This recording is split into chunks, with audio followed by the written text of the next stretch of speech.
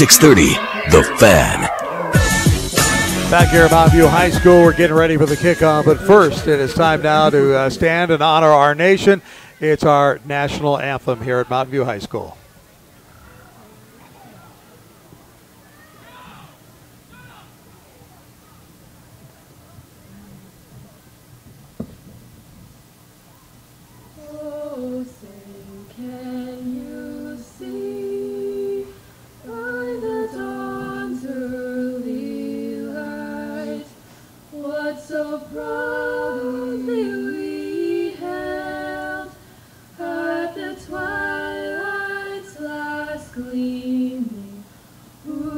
Stripes and bright stars through the perilous fight.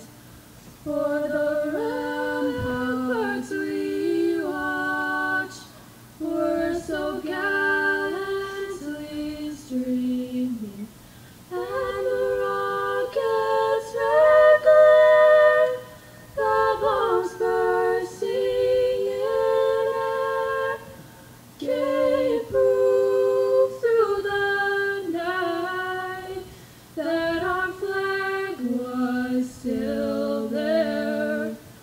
Oh, say does that star-spangled banner yet wave o'er the land of the free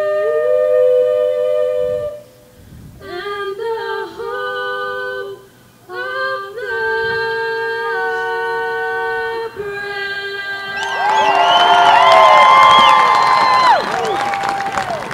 Now the national anthem here at Mountain View High School. Wayne Dezubak, Dave Burnett with you, and we're getting ready for a Friday night under the lights. And it's 5A quarterfinal playoff action. Mountain View #1 in the state against the Capital Eagles. And we talked about the fact that really Capital probably gave Mountain View its toughest game of the year, losing it 47-25. But here is a Mountain View team that averages 54.8, so almost 55 points a game, and only gives up 10 a game. Dave, I think it's going to be a struggle tonight. I really do. I hope it is. I had one of the Mountain View guys come in before while we were setting up and said, "Is there anything you need?" And I said, "Just a good game." And he said, "As long as it's in our favor, I'm okay with a good game." Again, at halftime over in Pocatello, it's 22-20. Highland leading the Eagle Mustangs. That game, again, a quarterfinal playoff game. Lewiston is at Rocky Mountain. That game will be kicking off at about the same time ours does here. And, of course, it's Madison at Coeur d'Alene with a kickoff about an hour later from now. Right now, the two teams out there at the center of the field for the coin toss. A lot of white out there tonight, Dave. There is, as you have Capital in all white, and you also have Rocky Mountain in their dark jerseys with white pants. First time we've seen that look. By the way, I want to remind you at 630thefan.com there is video streaming. If you happen to be somewhere else in another part of the state, I guess I should turn that down a little bit. I'm listening to us on video stream at about 20-second delay. Oh, okay. If you're over at the Rocky game, you can watch it on your smartphone, just like I'm just checking it out on the phone, looking at the flip of the coin out there on the field, or perhaps if you're in eastern Idaho, you're watching the game to find out what's happening as well. But 630thefan.com is where you have live video streaming, and we'll have that for you throughout the evening tonight. And the Mountain View Mavericks won the toss, so they elected to receive. So many times teams will defer, but they're going, you know what, we average 55 points a game. We want the football as much as we can possibly get it. We want to come out and take it at you. All right, the coin has been tossed, and the teams are getting ready. I think an interesting thing about tonight around the Valley, Dave, there are two other #1 teams playing. #1 Bishop Kelly in 4A is hosting Middleton tonight. And over in Emmett, up the road a ways, #1 Emmett out of 3A is tangling with Shelley this evening. Yep, Rocky is going to receive the kickoff, by the way. Capital will be kicking off. So it'll be Capital in all white. They'll be going from left to right in front of us, and Rocky Mountain have the... you mean Mountain View. Excuse me. Well, no, Capital is in all white. Right, but Mountain View, not Rocky. Oh, I'm sorry. Did I say Rocky? Yes. I just heard you talk about Rocky. Correct. Did I say the wrong colors? No, I said the wrong team. There Mountain View in the dark blue. They will be receiving the kickoff. All right, Keenan Padwell, Trey Bell will be going deep to receive the kickoff here. Those two guys really can get it done. I mean, Trey Bell, He's not a big guy. He just seems to get it done every time. Trey Bell, just 5'9", 170 pounders, but man, he can run. Watch out for him. Yep, he is the speedster on the team. He is the guy you'll hear his name probably more than anybody, and is probably, I would say, the most dangerous. And a lot of size on both these teams, Dave. I mean, that's the one thing about them. Yeah, I was going to mention in the pregame that I think probably the two biggest teams out there. I mean, Capital has a kid who's 6'7", a sophomore, 6'7", and 320 pounds. Here we go. Brett Ibsen kicks it, keeps it on the ground, and it's going to be they'll fall on the ball all the way back at about the 25-yard line. That's a safe way to do it. A nice job there by Joe Ferris to just fall on the ball for Mountain View, and it'll be at the 25-yard line. All right, Capital is going to come out and try to manage this fast offense that Mountain View puts on the field, because they move fast. Once they get going, they don't stop. So 1st and 10. And the quarterback for the Mavericks getting his final instructions. Tucker Rubik. He joins the huddle. That's about the only time you'll see him huddle. Yep, right at the start. 4-man front for Capital. Trey Bell just to the left of the quarterback, Rubik. Now he kind of goes in motion from left to right. They throw it out to him in the flat. He's got it at the 25, out to the 30. Across the 30 to about the 32-yard line. So a pickup of 7 yards on just a little pass out on the flat. Nothing fancy, but kind of a safe play to get things underway here. And you'll see a lot of that. They'll throw it out to the flat, kind of shake and bake and see what they can cut loose. So it's 2nd down, and they're actually going to give him 8 yards. So 2nd down and 2. They hand that off to Bell, and Bell's wrapped up right at the line of scrimmage. Nice defensive play by the front of Capital. Yeah, that time it was Jackson Bender coming in, making that tackle from that linebacker spot. So it's going to lose a yard. So after a nice little gain, it's a 3rd down and 3. Back to pass. Rubik whips it across the middle. It's tipped and out of bounds, incomplete. Nice play by the cornerback of the Capital Eagles that time to get a hand on the ball and just kind of tip it up and over the receiver. Otherwise, that thing would have been right on the mark. Patrick Corum did a good job just to get his hand on it, tipped it up, and it's going to be a punt situation here on a 4th down and 3 for the Mountain View Mavericks, and 3 and out to start this. Well, actually, now 4 and out to start this game. They got now 3 and out. Yeah, 3 and out. 3 and out. I was right the first time. I second guessed myself here. So unusual for these guys to go 3 and out. The nice punt is up there. Fair catch called for and handled at the 32-yard line. For a minute there was a little bit of fobble, but he was able to, Jesse Healy was able to bring it in. I said earlier about a half hour ago, where's the Capital crowd? Well, they're there. The stands are full on the other side of the field. Yeah, these stands are full on both sides, so it's pretty good. Okay, here's something scary. I saw that. You see that? I just saw that when you pointed down there. That was, Cindy pointed that out. Mountain View holds up big faces for their plays, and one of the faces is Larry Gebberts. I wonder what kind of play that is. I think that's a trick play. Sorry, Larry. I mean, I wish they'd just turn it around, though. It's looking right at me now. Now that I can't see nothing but Larry Gebbert's face. All right, back to pass. Rolling to his right core. Throws underneath the coverage, and it is complete. A nice reception there by Derek Johnson. Derek Johnson's going to get a 1st down out to the 43-yard line. Pickup of 11 yards. 11 on the play. 1st down and 10 for Capital. So Capital comes out with a 1st down. We're talking Larry Gebbert, and Capital saying, let's just play some football here. That's what they're doing. Yeah, he's our next-door neighbor. He lives behind us. It's bad enough to see him behind us, but to see his face, he has no idea they do that. I'm going to text this picture to him. Oh, that'll be great. Say, that'll really, be great. Really? All right, at the 43 now, Capital gets a 1st down on their first play. Brixie in motion. Corp is going to keep it. And Court up the middle, is at midfield into Maverick territory at the 45-yard line. That's a pickup of 12. That's going to be yet another Capital 1st down. A little bit of a surprise here as the Mavericks come out 3 and out. They're done. They're punting, and now Capital moving the ball on the number 1 team in the state. Remember, we talked about the fact that Capital's in rhythm. They played last week. They had a big win.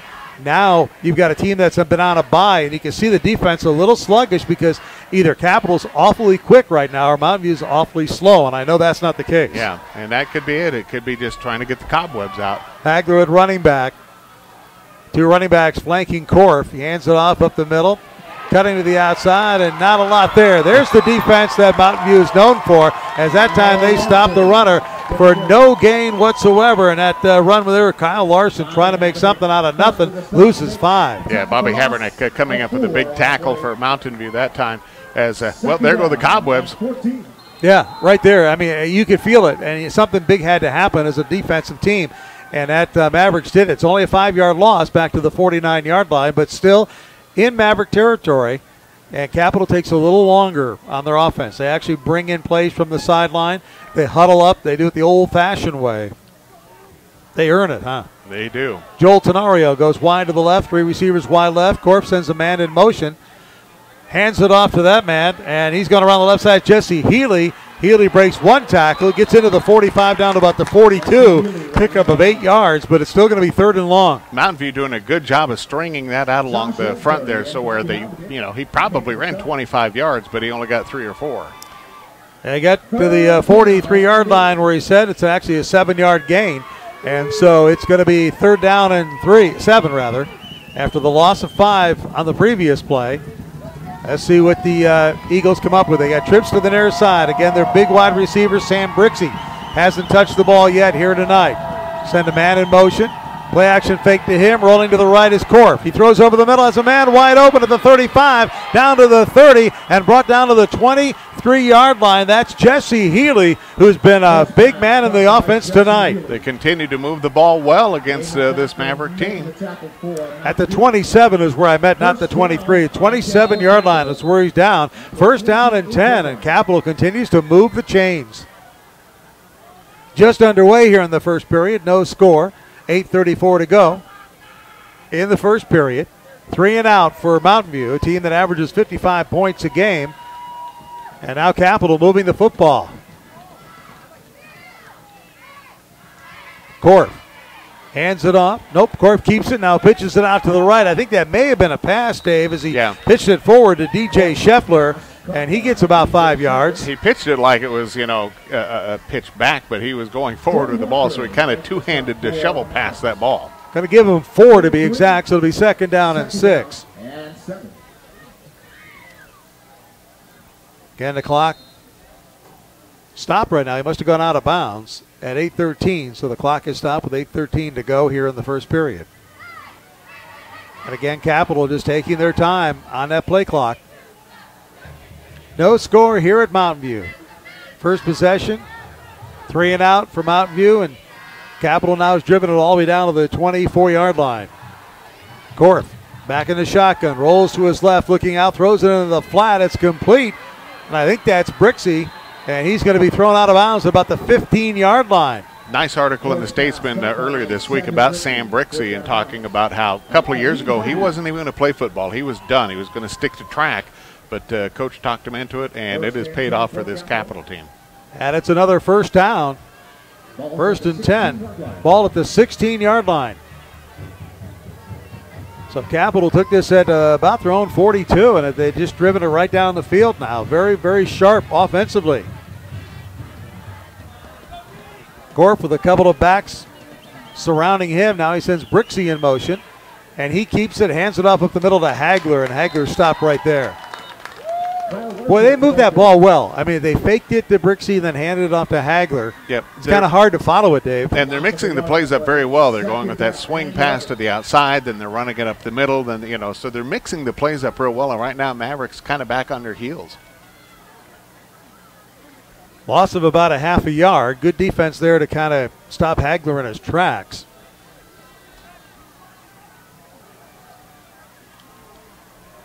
Hagler to the right of Korf. They send a man in motion. That's Healy. Rolling to the right, looking down the sideline. It's caught at about the 5-yard line. And let's see who that is. At time it looked like it was Derek Johnson. So Derek Johnson comes up with it. So multiple receivers, Brixey getting the ball, Johnson getting the ball, Healy getting the ball. They're mixing it up well.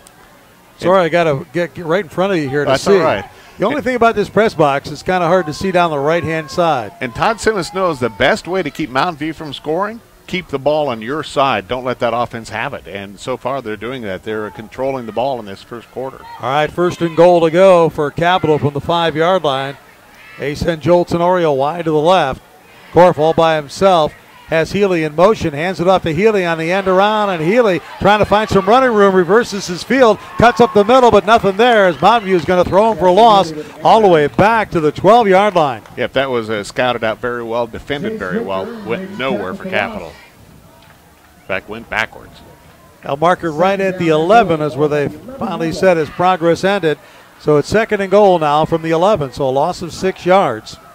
No score. 6:27 to go here in the first period. Again, if you just joined us, Mountain View took the kickoff. They went 3 and out, punted it away. Capital has had it ever since, driving it from about their own 40-yard line down to the 11, where it's a 2nd and goal to go. Corp sends a man in motion. That's Brixey. They throw it over the middle, incomplete. So it's going to bring up a 3rd down and goal from the 11-yard line. That pass over the middle really had no chance. That brings up 3rd down. Good crowd here tonight for this 5A quarterfinal playoff game.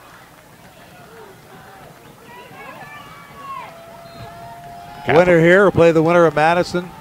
Capital taking their time on this. They're not in any big hurry to try to get this offense run. They did this last week against Skyline. It seems kind of slow when you see Mountain View go. They go 100 miles an hour, but 3rd down and goal. They send a man in motion. Play action fake. Rolling to his right is Korf in the end zone. Caught by Brixey. Is it a touchdown? No, they're going to say he's out of bounds right at the 1-foot line. Wow. So it'll be 4th and goal from the 1-foot line. Out of bounds at the 1-yard line. 4th down. So it's 4th and goal from the 1. They marked it just inside the 1-yard line. And this is similar to what we saw at the end of the Skyline game where they went for it on a 4th down. Although there's plenty of time left in this game, they're going to sit there and say, you know what, we got a guy like Hagler, but you know, Mountain View knows he's coming. And Micah Hagler is not in the game right now. All right. And Korf is all by himself out there. He's at the shotgun, so he's 4 yards back. Let's see what they do here. Korf taking it. He's going to throw it in the end zone. Got his man, touchdown. That was a play you didn't expect. Nope. And 1-yard touchdown. well, that was Brixey. Mountain View had to be kind of back on their heels when they came out with an empty backfield. It's like, uh-oh, this is going to be a pass. Kind of. Is it? No. Yes, it is. Sam Brixey with a touchdown reception. He's the one that caught the ball earlier but was right at the 1-foot line. So they said, let's go the other way. They stretched out that field and was able to get it in the end zone, taking the lead, 6-0. Predison comes on for the extra point attempt. Korf will hold, and the kick is good. So with 5:55 to go here in the first period, an opening drive for the Capital Eagles and a surprise lead here against the #1 team in the state, the Mountain View Mavericks. It's Capital 7, Mountain View nothing. We'll be back in 30 seconds after this on Sports Radio 630 The Fan. In 1975, John Jackson started Jackson's Food Stores with one service station. Now Jackson's is more than 200 stores strong in 5 states, and they invite you to stop in to help celebrate their 40th anniversary. Jackson's takes pride in serving the Treasure Valley, not just with their great products, but also with their dedication to community, having raised millions for charity. In fact, Jackson's Food Store supports the 630 The Fan MVP Fund benefiting student athletes. Jackson's Food Stores, homegrown in the Treasure Valley. Your station for Treasure Valley High School football is Sports Radio 630, The Fan. Now we got fives across the board. 5 minutes and 55 seconds to go. First period, 7-0 Capital over Mountain View. Wayne Dzuback, Dave Burnett, a great drive by Capital. It was a 1-yard pass from Korf to Sam Brixey for the touchdown. Brett Ibsen will kick it off, and he does the same thing he did before. Joe Ferris scoops it up at the 22. Cuts back, he's at the 30. Now he's got some room down the sideline. 40, 45, 50. He's down to the 45-yard line of Capital. A nice pickup, scoop by Joe Ferris, and a nice run. You got to give a little bit of credit there. Got a nice wall of blockers in front of him after he stepped up about 5 yards, got behind those blockers, and got an extra 20 yards out of it. So Joe Ferris giving Mountain View, who went 3 and out the first time they had the ball, some great field position. And as slow as Capital is in getting the plays in and running their offense, here we go. Let's see what happens here as Mountain View has it for the second time tonight, down 7-0. Back to pass. The throw, incomplete for Ferris. thrown too long. Oh, the The crowd's fans not wanted a happy. flag because they thought that their man Ferris was held. Joe Ferris. I was watching Tucker Robick, who took a pretty good hit from the blind side, Dave, but he got back up. I will have to say the Capital defender had his arm right in his side the whole way down the field. That flag could have been thrown. So, incompleted pass is all it is at the 45-yard line. Roby takes the direct snap. He gets a yard to the 44, and that's it. It'll be 3rd down and 8. Nice play and an unassisted tackle that time by Brandon Thorello came up with that tackle. 3rd down and 9 is what I meant. 3rd down and 9. So let's see what happens here. Keenan Patwell goes wide to the right, as does Andrew Scheibau. They look over the middle. They throw underneath. It's complete, but it's going to be short of a 1st down at about the 37-yard line. That was Joe Ferris who made the catch, but it's going to bring up a 4th down and about 2. Short 2, but they're going to go for it, it appears. So at the 37-yard line, Mountain View will go for it. Here come the Mavericks. Roby barking signals. Looks back over to the sidelines to Judd Benedict. And now they'll call timeout. So we'll take a 30-second timeout as well. 4th down and 2. 4:51 to go here in the first period. A big call here for the Mavericks. We'll be back in 30 seconds as they're down 7-0 to Capital on Sports Radio 630 The Fan. The first time it was in a basketball game, then a soccer game. Last time, you just stepped off the curb wrong. A chronic sprained ankle is That not only number is not painful, indicative. it never There's a seems lot to more heal. than that. That's Did you know some soft sort of a tissue damage formula. may not show up on an x-ray? When Dr. it's that, Burke and there's Dr. over Martin are 100 people. specialists at Foot and Ankle Medical Center. They know what to look for, and they may be able to fix your chronic sprained ankles and no referral needed. See the specialist at Foot and Ankle Medical Center in Nampa, Emmett, Mountain Home, and Fruitland, and online, footandanklemedicalcenter.com. Your station for Treasure Valley High School football is Sports Radio 630, The Fan. All right, a 4th down coming up here for the Mavericks. They trail at 7-0 to Capital. Wayne DeZubak, Dave Burnett with you, and they're going to go with it. They get trips to the right. Robick at quarterback. Back to pass, looks to his left, fires it to Ferris. He's got it for the 1st down. Just a simple pass down to the 32-yard line. You know, it may be a simple pass, but I'm thinking the coaching staff of the Mavericks are breathing a sigh of relief because the last thing it wanted was another 3 and out. Well, and that's what you do. You take what you can get. They knew they had soft coverage on the left side, and they went with it. Play action fake. They throw it to Ferris. Ferris is open, but just a little bit too long off his fingertips, out of bounds at about the 2-yard line. So it'll be a 2nd down and 10. Looked like one of those picture-perfect passes where he stretched out and got the ball, but was not able to. You know, I thought it was overthrown further than that, but you're right. Joe Ferris really made a leap for it. And he just comes right back to his wide receiver spot. Trey Bell in there. He flares out. They pitch it out to Bell, right side. He cuts it up inside the 30, down to the 25, down near the 20-yard line. That's another 1st down for Mountain View. Trey Bell on the Trey Bell with a 12-yard carry. 12 on the play, and that's another Mountain View. Just inside the 20-yard line. And you can see just how quickly the Mavericks move the football. Bell again. Cuts upside. Now he cuts back, doing a couple of nifty moves. Is that Bell or Keenan Patwell? That was Bell. That was Bell. Yep. That is what you come to expect Wow. from Bell. I was going to say, Trey Bell was classic Bell that time as he just moved and zigged and zagged up there, and it's inside the 10 down to the 7-yard line. 1st and goal to go. Hand it off again around the outside. This is Keenan Patwell, and Patwell gets it maybe close to the 5-yard line, pick up about a yard. Nice play that time by number 22 for the Eagles. That's Alex Lindsay for Capital, yeah. So it'll be 2nd down and goal now from the 6-yard line. 7-0. Capital leads it, first period. Roby keeps it, rolling to his right, looking, now throws in the end zone, touchdown! He waited to the last second and finally found Andrew Scheibau for the touchdown from 6 yards out, and it's a 1-point game. Well, he had 2 guys in the end zone there. One guy was fairly well covered, but was really calling for the ball. It kind of drew that secondary defender off of him and left him wide open, so touchdown. The patience that time by Trevor Robick just really was the difference, and Scheibau came open, and then he just rifled it to him. And it's a 7-6 ball game, and the extra point attempt coming up with 3:47 to go here in the first period. Mavericks trying to tie it up the extra point. The kick is up, And it is straight through. 30-second timeout coming up. The Mavericks are on the board. They've answered Capital with 3:47 to go. First period, our score, Capital 7, Mountain View 7. We'll be back on Sports Radio 630, The Fan. We joined Pioneer because we had all of our money at another financial institution and it just wasn't easy. And I thought, this could be better. There's no reason it has to be like this. With PFCU's Reward You Checking, it is better. Reward You Checking pays you 2% APY on balances up to $10,000. Go to pioneerfcu.org/rewards checking. APY is annual percentage yield. Qualifications must be met each month. Federally insured by NCUA. Moving our money forward.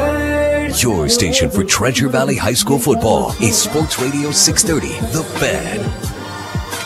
So far, dandy going on here at Mountain View High School. Wayne DeZubak, Dave Burnett with you. 3:47 to go, first period in this quarterfinal 5A playoff showdown. 7-7 is our score. A couple of touchdown passes by each quarterback. Robig with a 6-yarder to Scheibau. It was Korf with a 1-yarder to Sam Brixey on the other end. So it's 7-7. Here comes the kickoff. And it's going to be on the ground, a little short kick, taken at the 32, falling down on. Fumbled for a minute, and then just kind of, you get back down on it. A nice play there by Derek Johnson. Yeah, but same thing that the Capital have been doing to Mountain View, kind of that squib on the ground, see if somebody will bobble it, and Johnson decided the better just to fall on it, and that was a smart decision. Yep. You try to get it off the ground, nice and smooth. But when he bobbled it, he just did the right thing and fall on it. But so good field position otherwise for Capital right now at their own 32-yard line. So Korf and company come back out there. They've got Kyle Larson at running back along with Hagler. So they're going, last week against Skyline for most of the first part of the game, they just went with Larson. And now Hagler in there as well. They hand off to Hagler up the middle, and he's hit right at the line of scrimmage. Maybe gets to the 33, and that's it. Nice play that time by the defensive line as they pinched down those two tackles and just kind of blocked everything up in the middle for Mountain View. Gain a yard, and that's being optimistic, so it'll be second down and 9. Now, Hagler's going to have to use his size and strength a little better than that. He's got to hit that hole hard and punish those guys when he hits it. Thing of it is, Skyline didn't know what hit him. When Hagler came in late in the third period, it was like, oh, who's this? Yeah. We didn't even know this guy was here. I guarantee you Mountain View knows about Micah Hagler. Larson now the only setback back there.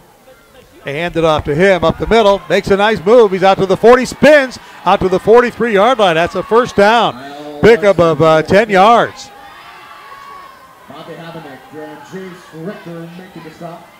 Nice play by Kyle Larson. 630thefan.com video streaming going on where you can see they're approaching midfield right now. And thanks to everybody just looking at the numbers continuing to build on streaming this evening. Good crowd here. Capital crowd strong on the far side. And over here, matter of fact, they got standing room only over on the far side, it looks like. And over here, pretty much the same thing on this side. Capital. They hand it off, the end around, out to the midfield and into Maverick territory, down to about the 46-yard line. What a nice run that time by Alex Lindsay. At that time, Jaden Carson coming up from that corner position to make the tackle. And that's another first down for Capital. So right now, Dave, I haven't seen Mountain View be able to stop Capital at all. They're just mixing up the plays, running real well, and going sideline to sideline. They are, and I think at this point, the coach would be happy to just go play for play, touchdown for touchdown through this first half. Clock down to 2:15 and counting here in the first period, tied at 7 if you just joined us. Handoff up the middle.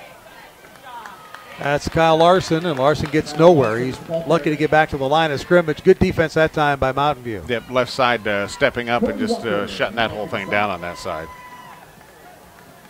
So it'll be second out and 10. Ball just outside the 45-yard line. Second down and 9. And again, the play comes in from Gavin Zickenfuss. And now here comes Drew Korf, the junior quarterback, 6'1", 175-pounder. And he's going to send Derek Johnson and Sam Brixey wide to the left on second down and about 9. Play action fake over the middle. It's complete over the middle. Nice play by Alex Lindsay, and he's got another first down, and that middle's wide open inside the 35-yard line to about the 33. Yep, it looked like a blown assignment in that secondary because nobody was on him. They had to collapse down 2 guys coming in on him to get the tackle. The play action fake is really freezing some linebackers, and that's opening up that middle. Here comes Micah Hegler coming back out there. And they're mixing up their running backs really well as well, coming in and out. I think right now Mountain View is not quite sure who's going to be in the backfield and what's coming at them. I tell you, Drew Korf has got to be the most fit guy out there. He runs over to the sideline every time and then hustles back out with the play. So he's sprinting all night long. Handed off up the middle, Lindsay.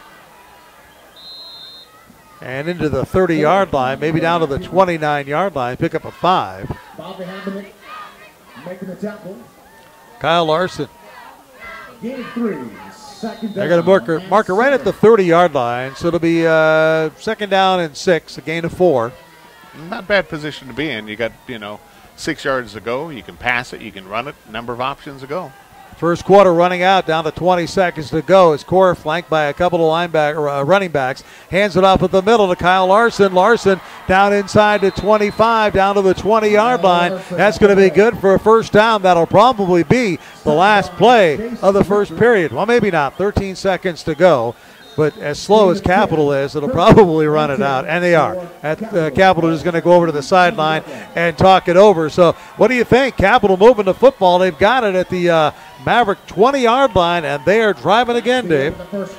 Well, you know what? They're doing a great job. They're mixing it up. But Mountain View, we're going to find out some coaching strategies here. Who can make the quickest adjustments to stop either one of these offenses? Okay, we'll take a 30-second timeout. 1 quarter is in the books, and we are tied. Capital 7, Mountain View, the number 1 team in the state. 7 will be back after this on Sports Radio 630 The Fan. At Boise Muffler Shop, they know cars are always trying to tell us something. Low tire pressure, a light comes on. Same when you haven't checked the oil for a while. And of course, there's the dreaded check engine light. For more than 25 years, Treasure Valley drivers have trusted Rod at Boise Muffler to knock their lights out. Well, you know what? Boise Muffler Shop on Fairview specializes in all types of exhaust systems, while basic auto repairs are the expertise of the Boise Muffler Shop location at 36th and Chinden. Boise Muffler Shop, they can simplify your day. Beef provides 10 essential nutrients to help athletes perform their best on and off the field. Zinc, iron, protein, and B vitamins support a healthy lifestyle and will provide the fuel that your team needs to be successful. Eat healthy and shop local to feed your team. Double R Ranch USDA Choice Northwest Beef is always available at Albertsons. Head over to the Butcher Block today and join Double R Ranch and Albertsons in their support of our local ranchers. Your station for Treasure Valley High School football is Sports Radio 630, The Fan. And they kind of moved a little quickly on us here, and Corp just threw to a wide-open Sam Brixey, who dropped it at the 10-yard line. He was wide open, and I think he heard some footsteps there, Dave, and as a result, it's going to be second down and 10 from the 20-yard line for Capital. Tie ball game 7-7 as we start this second period. By the way, over in Pocatello, it's 29-27, Highland over Eagle after 3. That's a close game. That thing is just really close. All right, here we go. Sam Brixey rolling out to his right. Corp keeps it. Going to his right now, throws it underneath the coverage. It is complete. A nice catch there by DJ Scheffler, who just kind of standing there waiting for the pass, and he gets it down to the 15. That is an interestingly drawn-up play. It looks like the quarterback is going to sweep around the right-hand side, and he's got a receiver out there just kind of backing up, just kind of hanging out there, and then quarterback can decide to throw it or to go ahead and tuck it and run. So a big third down and 5. Here comes Drew Korf in with the play. He's going to send Jesse Healy wide to the right. Where's Brixey this time? He's on the left-hand side in the slot. All by himself, Corp in the backfield, and now looks like Mountain View wants to call timeout. Yep, they're getting a little nervous about the set that they see. I don't think they felt they were ready for it. Yeah, we'll hold it here. We've had a lot of timeouts, so we'll hold it here for this one, Dave. Third down from the 15-yard line, 3rd and 5. They got to get to the 10 for a first down. Tie ball game here at Mountain View High School. Mountain View 9-0 on the year, number 1 in the state, and they average 55 points a game. And here we are in the second period. They only have 7 on the board, Dave. So the Capital defense doing a great job, and then this Capital offense really moving the football up and down the field. You know, this is a time of year where you have colleges that are sending scouts out. I know there's a couple of colleges here watching the game tonight from out of the area, just kind of seeing what they have. And I know the BSU staff is kind of scattered around, and they are doing some watching as well. Winner of this game will take on the winner of the Coeur d'Alene-Madison game. And the problem with that is that whoever wins this game has to travel to either Coeur d'Alene or Madison. Yeah, and so if I had to pick, I'd rather travel eastern Idaho than all the way up north. All right, third down. Here comes the defense of Mountain View out. They were the offense is already set up. They set up in the same basic, they didn't change. It's the same offensive set that they had when they came to the line of scrimmage before the timeout. So third down and 5, Corf all by himself in the backfield in the shotgun, and then they get a Mountain View player, Mountain View player to come offside. Yeah, I think they put a hard count on that, and I think they went to the sideline and said, you know what, let's run the same play, but let's see if we can get them offside. Let's see if they have to measure for a first down. I think it's going to be an automatic first down, right, just inside the 10-yard line, because they needed just less than 5. And so it's first and goal from just inside the 10-yard line. So that timeout allowed the Capital staff to figure out a way of putting a little wrinkle in it. Wow, that's not what you want to happen. Gavin Zackenfuss is wide to the right. They send a man in motion, and they hand off to him, and he falls. He trips and falls. I think he tripped over the quarterback's foot. Yeah, and that was number 23, Jesse Healy, who got the handoff coming around the end, and he's dropped back to the 12-yard line. That's exactly what happened. I was filming a video of it and watched it back. He tripped right over the quarterback's foot. Not exactly what you want to do. It's not how it's drawn up, I guarantee you that. No. So it's going to be second and goal to go from the 12-yard line. 7-7 ball game here at Mountain View High School. Capital again driving the football. Their offenses look very sharp here tonight. Corp sends a man in motion, rolling to his right, looking down towards the end zone, towards the 5-yard line. I think it's complete.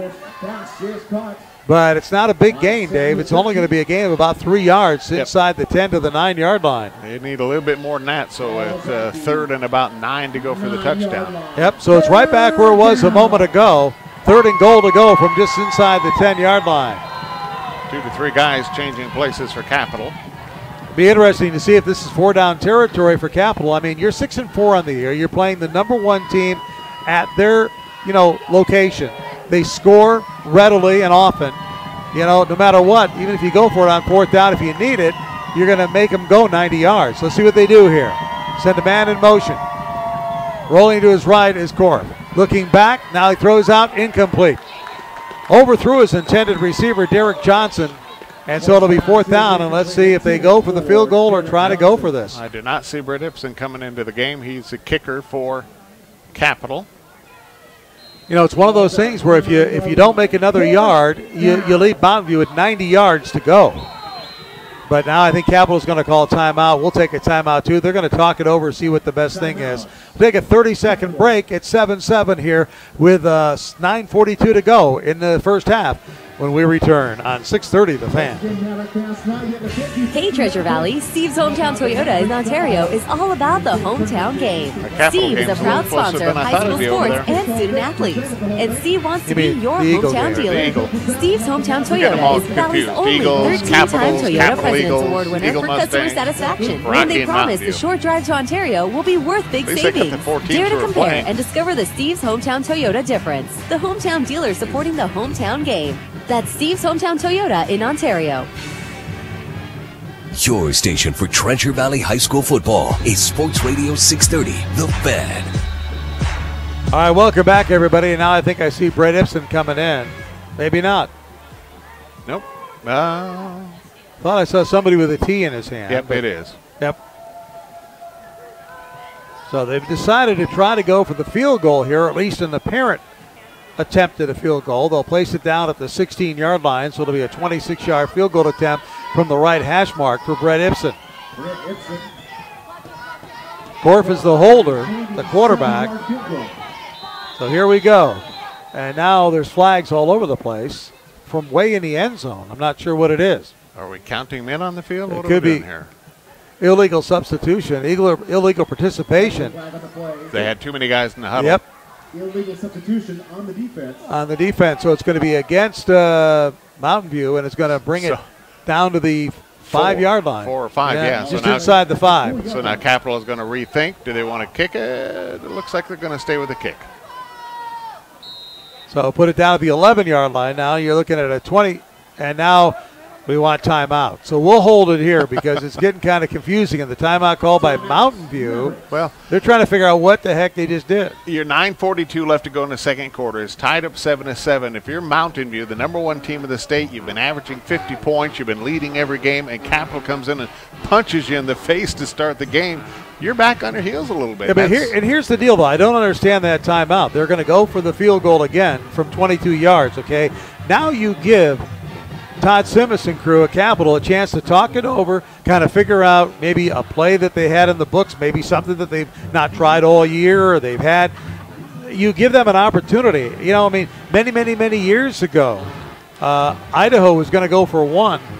And remember Dirk Cutter called timeout? Yep, I do. And Idaho came back and surprised them and went for 2 and won the game. Yep. At Boise State.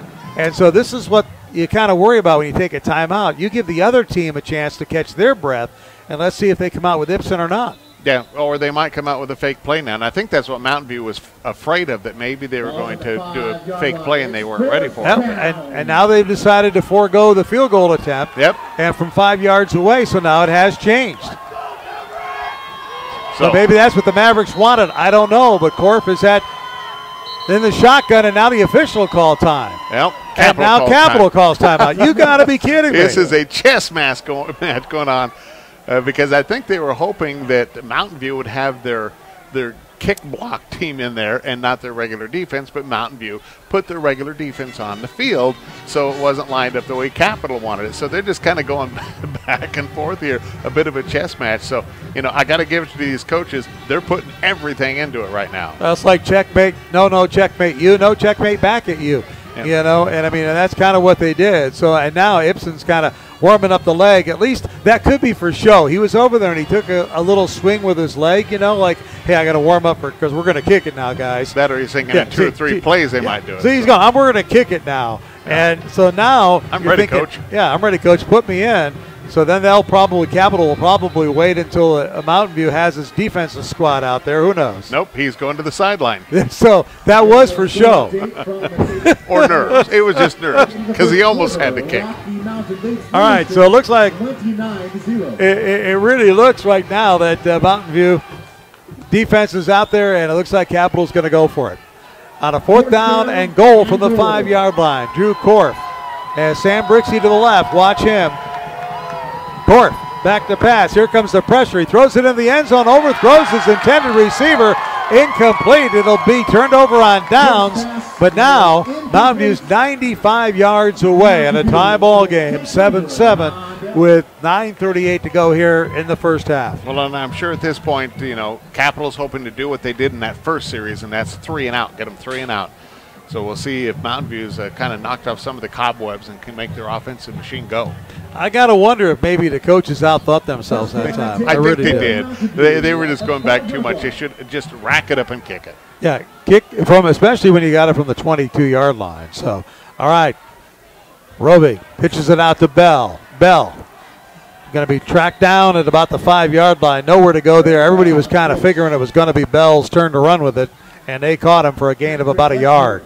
Patrick Horn, the senior, coming up off that corner position to make the tackle. We haven't seen him throughout the Gebert play yet. That face is still looking at me. It is. I texted that to Larry, too, by the way. Did you really? All right. Back to pass. Robig throws it up long, looking for it. He's got a man. Caught at about the 38-yard line.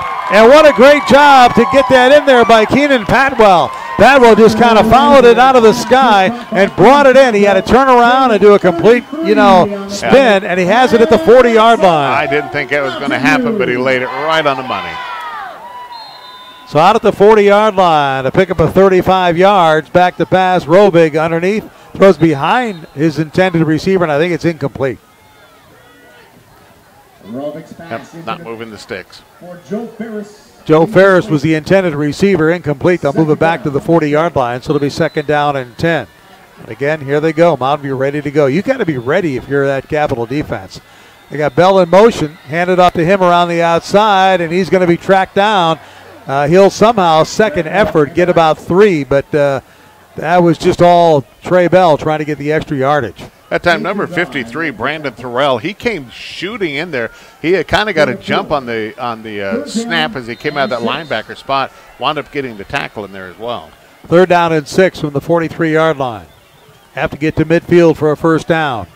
Bell comes out, flanks out to the right. Robig all by himself. He'll take the direct snap, goes up the middle, spins, has the 1st down across midfield and down to the 48-yard line. Nothing fancy about that. Quarterback keeper up the middle all the way. Well, right now Mountain View is beginning to get into that rhythm where they're just marching it right up the field. Remember, they are coming off a bye week, and it may take them a little while just to get their sea legs here and get the feel for the game again and live action. No gain there on by Bell. I was going to say that boat hit a brick wall as it came out of port for those sea legs. There was nothing there that time. Capital defense coming up big. Tied 7-7 if you just joined us here midway through the second period at Mountain View High School. Roby, play action fake, back to pass, throwing deep, has a man open. Can he get there? No. Incomplete. He was there, but he was out of bounds too. And it was incomplete for Joe Ferris. Kind of thought that's what was going to happen on that last pass that they did complete. Carter Johnson on coverage back there and just kind of threw it out of bounds. He couldn't have gotten to that. So it'll be 3rd down and 10 now. Ball at the 48-yard line of Capital. Tie ball game. One of their signs they got down there is a great big old hamburger, Dave. That's not fair. Rovig back to pass, looking to the right, throws underneath the coverage, and it skips into Keenan Patwell. No good, incomplete. It'll be 4th down. Yeah, not quite sure what he was doing that time. I mean, he wasn't hit, the ball wasn't tipped. He just threw it in the dirt. That one, I think, just got away from him. That was a sinker ball. Yeah, the catcher made the save. Doesn't count in football, does it? Not a bit. Well, it does. It counts as a down gone by. It's 4th down now. So Trevor Rovig will also punt it away. Now he backs up a couple, so he's going to kick it away. Does get it off. End over end kick. Caught and hit right at the where he caught it. There was no fair catch. I was looking for a fair catch that time. Jesse Healy caught it but didn't make a fair catch and was hit right as he caught it. Yeah, he paid the price that time as Mountain View was ready. They were watching, and you know, you don't see the fair catch sign, you go for it, and Keenan Patwell came up and just stuck him. Got to be at the 15-yard line. So we got 7:34 to go here, a 7-7 ball game. Number 1 team in the state, averaging 55 points a game, only has 7.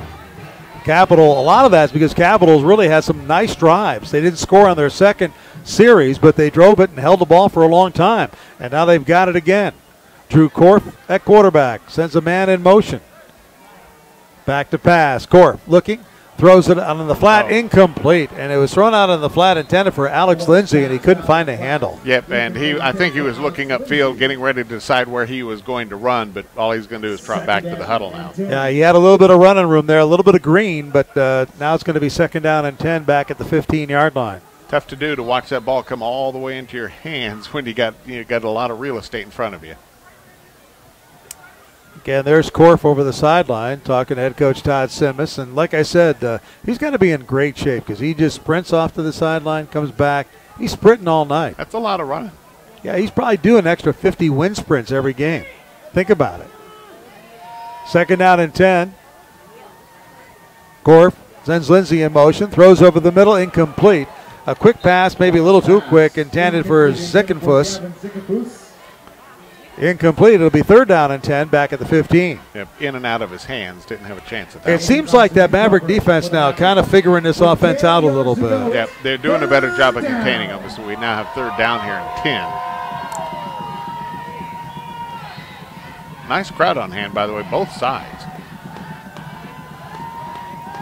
And again, Capital taking all the play clock. They'll get back in their huddle. They just now, the quarterback, Drew Korf, just getting back. Now lines up in the shotgun. As Larson with him to his right, sends Brixey in motion.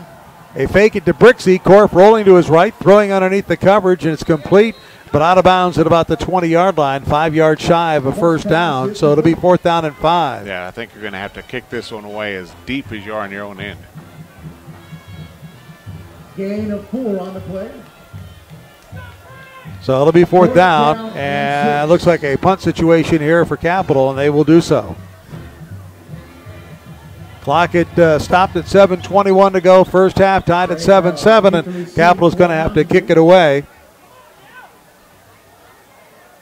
Trey Bell deep to receive this punt. In punt formation for Capital, Micah Hagler. Hagler, the punter. Maybe he'll fake it, run it. Just teasing. 4th down and 5, Hagler. Good kick, sends Bell to the sidelines, and it's going to hit right on the sidelines at about the 45. It takes a big Mountain View bounce back towards midfield, and then it was touched. And the flag went down. And the flag went down, and I'm not sure what all that was about. But it was touched, and Bell came up with it, and Bell got it to the 39-yard line, but let's see what the flags are about midfield.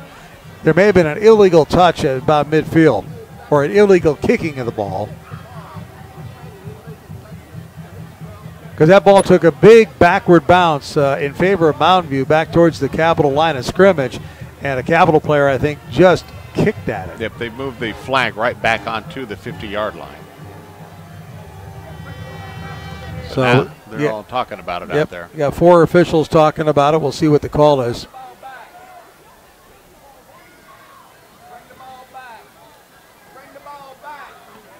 We can hear the crowd wanting the ball brought back, but I'm not sure which way it's just going kind of now. waiting to see what they're calling here. The official now coming over and talking to Judd Benedict, explaining his options to him. Somebody's refereeing. Somebody here. Absolutely, sounds like they know the rule book, don't they?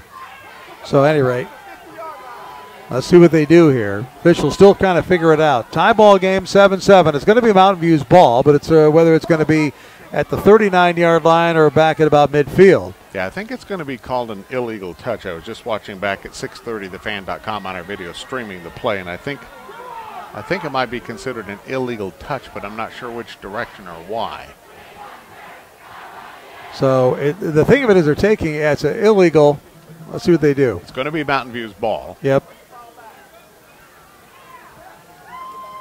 So illegal touching. Illegal touching is declined. And we had that figured out. I mean, a long time ago. It took them. I mean, we mentioned it like right off the get-go that it was illegal touching.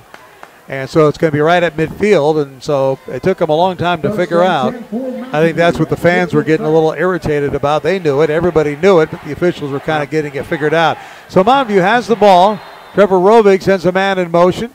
He fakes it to him, takes it up the middle. He's at the 45 and down to about the 42-yard line. Pickup of 7, maybe 8. But you know what? I'll give the referees credit here. It's a playoff game. It's 7-7. You want to get it called right. You want it placed right as well. 2nd down and 3 after Rovig just took it up the middle. Got Trey Bell to his left, hands it off to Bell. Bell bides his time looking for a hole, gets it inside the 40 down to, and it looks like he's going to be right at the 40-yard line, which should be good for a first down. Mountain View is moving the ball. As long as they don't self-destruct with a penalty here, they should be okay. So a first down for Mountain View. Tie ball game, 7-7. If you just joined us, the clock continues to run at 6.5 minutes to go here in the second period. Man in motion. Hand it off to Bell, right side. He slips one tackle, gets it down to about the 37-yard line, pickup of 3. And that was just Bell on his own getting 3 yards. Yeah, Jackson Bender coming in there making the tackle. Nice job there. So 2nd down and 7. And I'll tell you, boy, I'm still impressed at how they run this offense so quickly. They do a great job. it's not that they just snap the ball so quick. They just kind of get everything together. They're ready to go. Robig back to pass, throws behind his intended receiver, incomplete. It'll be third down now and 7. Yeah, did his best to try to reach back and get that ball, but it just was out of his wingspan. Third down. So 3rd and 7 from the 37-yard line. 7-7 ball game. Been a tight one all game. Robig, straight drop back, has some pressure, throws it underneath. It is complete. And Joe Ferris has it at about the 25-yard line, and he just got down there right at the first down marker and got a first down for Mountain View. Tim Niemeyer making the tackle on the sideline that time for the Eagles. Let's see where they mark it exactly at the 24-yard line. So first down for Mountain View. Robig again at quarterback, looking at pressure, hands it off to Keenan. Patwell whistles blow before Patwell can get anywhere. Illegal procedure against Mountain View. Yeah, I mentioned before, as long as they don't commit the penalties, they should be okay. They're marching the ball. But we've seen with so many teams this year, they start marching the ball, then they make mistakes on their own and shoot themselves in the foot. Got to be a little frustrating for Mountain View, a team that averages, 55 points a game, and they scored 47 against this Eagle team during the regular season. And right now they've only got 7 on the board. So, they're a little frustrated. Patwell has it. He goes up the middle, cuts back, and gets down to the 25-yard line. He'll pick up the penalty yardage, but that's about it. So it's going to be second down and 10. That's a tough one. Connor Sweeney had him, slowed him down, but then lost him in the grip, so he got a couple extra yards after Sweeney lost him. Again, Bell in the backfield, standing to the left of his quarterback, who's in the shotgun. Back to pass, throwing over the middle, incomplete. Some pressure coming from the right side caused Trevor Robig to have to throw it a little bit quicker than he wanted to, and it was incomplete to his intended receiver over there. Yeah, Carter Johnson on the defense that time for Capital, and did a nice job defending him. So that'll make it third down and 10 now. Ball right at the 25-yard line. Trips to the far side. Bell in the backfield, one receiver to the near side. As they've got the field stretched, they hand it off up the middle to Bell. Bell kicks it to the left, now to the outside. He's at the 15, the 10. There's a flag down. Bell's in the end zone, but a flag is down, and you got to believe there's going to be a penalty against Mountain View. Yep, I think that one will be coming back. Yep, a holding is going to be called against Mountain View, and it happened right at the 10-yard line, just as Bell made that move to get into the end zone. Self-destruction, it'll get you every time. There is no forgiveness when you just shoot yourself in the foot. So on this particular drive, you've got illegal procedure and now a holding penalty that'll bring it back and make it third down and again 10. The ball right at the 25-yard line. After the penalty, the ball is placed at the 25-yard line. So it's right back where it was, really, because the foul occurred at the 10. Third down and 11. So it's third down and a long 10. Robig. See what they do this time. A little tighter formation. Back to pass. Throwing it towards the end zone for Ferris. Ferris can't find a handle. Good defensive coverage there. No call. The fans were looking for some pass interference, but then fans are always looking for pass interference. Sure. Carter Johnson doing a nice job. Yeah, he had his hands on him, but did not affect or alter his route. And I think that's the way the rule reads. You can have contact, but you can't alter their route or their motion in there. Nice throw by Robig, but not quite there. And so we're going to have a field goal attempt here? That's a long field goal attempt that they are. And for high school, that's really long. So I would have my defenders with a heads up. That's going to be interesting to see what they do here. I'll try to catch a video of this and post it on our Twitter site because this will be a long field goal. All righty.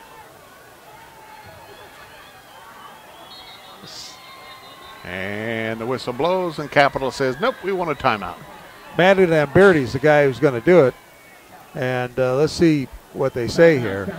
Yep, Capital does call a timeout. So it'll be about a 42-yard field goal attempt from the far hash mark. Let's hold it here.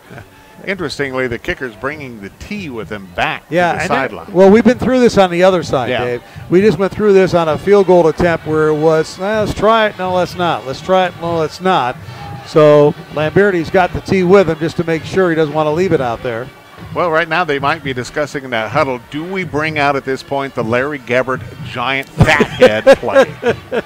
I don't think so. Okay. I don't think this is the place to use that right now. What I'm curious is, and for those that don't know, earlier we mentioned there's a great big head of Larry Gebbert, and there's 2 other pictures behind it. I want to know who the other 2 are. That's what I want to know. Is it Scott Dorval and Bing Crosby? I don't think so. Okay. I don't think so. All right, let's see what they're going to do now. Looks like they got Robic back in there, so now they've changed their mind. They brought Lamberti back and said, nah, we're not going to go with it. So let's forget the field goal. So again, changes all night here. So it's 3rd down, and now just as the ball was snapped, the whistle blows. And that's going to be is it a penalty or was it a timeout? I'm not sure that the officials blew the ball in play. They just snapped it too soon, Dave. Mountain View got a little bit anxious. Yeah, you talk about being quick. So the officials got to blow the ball in play. Now they have. Robic back to pass. Looking over the middle. Throws. Complete touchdown. Keenan Padwell right over the middle. In stride. How about that? Wow. Well, I guess not going for the field goal paid off for Mountain View that time as they come up with 6 points on the pass play. Wow. Keenan Padwell was wide open over the middle, and he caught it in stride and took it in. And with 4:56 to go here in the first half, it's 13-7 in favor of Mountain View. Now Lamberti will come on to try the extra point attempt.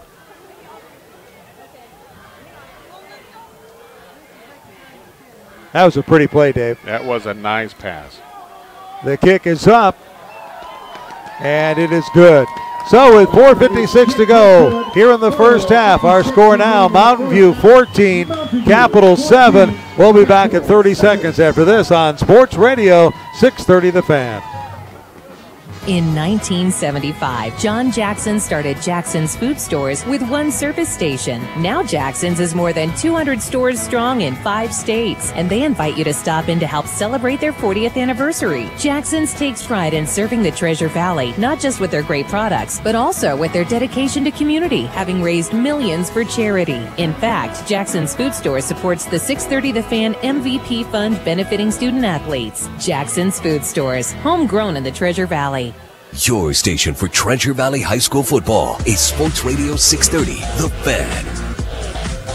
Welcome back, everybody. Got a pretty good game going right here at Mountain View High School. Wayne DeZubak along with Dave Burnett. It's 14-7 in favor of Mountain View as they score on a 21-yard touchdown pass from Trevor Rubig to Keenan Padwell.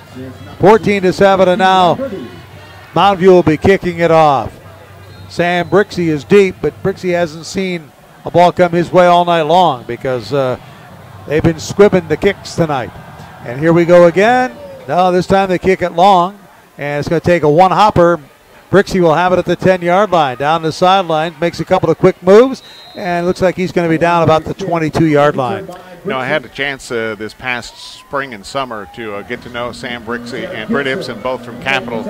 They were in track with my grandson. In fact, we took Brett to Jacksonville, Florida. 2 very nice kids. Sam Brixey, what an athlete he is. Britt Ibsen, young. He's only a sophomore this year. He'll be I guess he's a junior this year now. Sophomore last year, but 2 very nice kids for Capital. All right, they mark it right at the 21-yard line. So here comes Capital down 14-7 now, the first time they've trailed in this football game. They hand it off to Hagler up the middle, and he is met head on. Nothing there.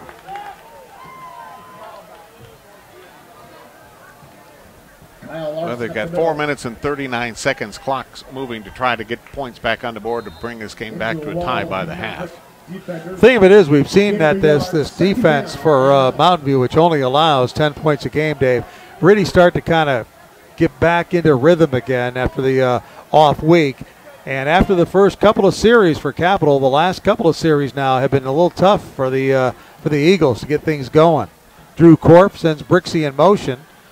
Low snap, takes it off the ground, rolling to his right. Now he steps it up the middle. He's crossed the 30 out to the 32, fumbles the football, and it looks like Mountain View may have come up with it. I think they did that time. So on about their own 26-yard line, they're going to have the ball, 27. Looks like it's out at the 37-yard line, and again, it was a nice run that time by Drew Korf, but he just couldn't hold on to the football at the end. That's one you'd like to have back if you're the quarterback. It was a nice run, had the first down, and then as he's going down, fumbled the football, and Mountain View was right there to pick it up. So here come the Mavericks again on the attack at the 37-yard line of Capital. Up 14-7, looking for more right now. Roby back to pass, throws it to a wide open receiver, incomplete. He had a man out there, but he couldn't. I don't know if he could see the ball or find it. I think the ball is just a little bit high. That was Trey Bell that was actually out there. By the way, we do have a final in Eastern Idaho. It's Highland beating Eagle, the Eagle Mustangs 29-27 final score. Wow, that was the final, huh? Yep. So they had a scoreless fourth period over there. They did, just back and forth. After a wild back and forth game, scoreless fourth. Wow, that's what you got to love football. Here comes the pressure, but it's Bell. A screen pass up the middle. He's at the 30, 25, cuts to the left. He's going to take it all the way. 10-5 touchdown. Well, that may be why, to me, if I had to vote, I think Trey Bell might be the player of the state. And that shows just why. The kid is fast. He's elusive. He made something out of nothing. He should have been tackled back at the 30-yard line. Trey Bell, and it was a screen pass over the middle, and Bell, once he got it, nobody could find him, and you're right. I mean, he's so quick. Yep. I mean, and there's a difference between being fast. He is fast, but he's also quick. He makes those quick moves that you next thing you know, you go, he was here a minute ago. Yeah, he's kind of like that Shane Williams-Rhodes sort of a just shake and bake and move. I think he shakes and bakes better than Shane Williams-Rhodes, to be honest with you.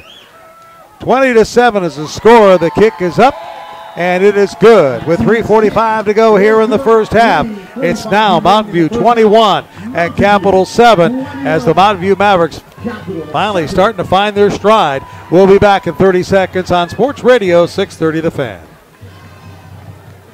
Mountain West Bank is proud to sponsor these broadcasts of Treasure Valley High School football, together with our totally free checking, competitive rates on loans, and other community efforts. It's how we try to make every community we're part of a little better. We love Southern Idaho, and we try to make every one of our branches a place where you love to bank. Thank you. Oh, and one more thing. Go Treasure Valley! Mountain West Bank, member FDIC, equal housing lender. Your station for Treasure Valley High School football is Sports Radio 630, The Fan. 21-7 here at Mountain View High School. Wayne DeZubak along with Dave Burnett.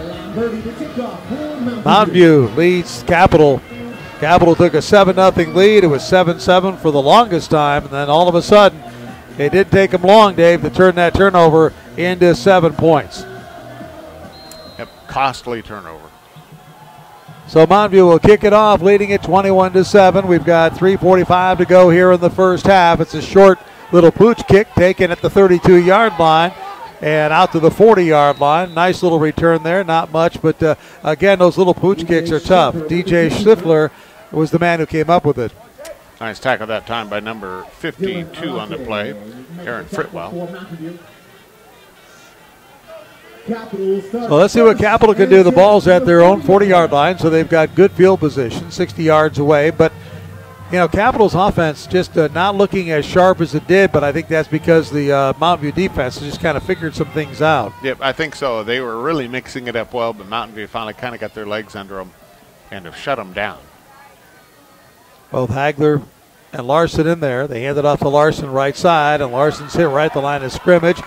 Maybe falls forward for a yard is all. Second down and 9. I guess if I was coaching Capital when they go in at the half, I'd be getting on my offensive line saying, you know what, you have got to blow some holes open. You guys are bigger than them, and if you look at them, they are. Capital's line bigger than Mountain View. Blow some holes open, and then I'd tell their running backs, Hegler, I'd say, you guys have to hit those holes hard. It's kind of like they're just kind of marshmallowing into the line right now. Yeah, this front, though, Mountain View has been so good all year long. They've done just such a great job. Sam Brixey comes to the near side on a 2nd down and 9. Zickafuss is with him. Now Brixey goes in motion from left to right. They hand it off up the middle to Larson, and Larson's going to fall forward across the 45 to the 46-yard line, where it'll be 3rd down and 4. A little better penetration that time by the line. They must have heard me from up in the booth here because they had a little bit better penetration. But if you look at the size of that Capital on that right-hand side, they are big. Oh, no, they're a big group of young men.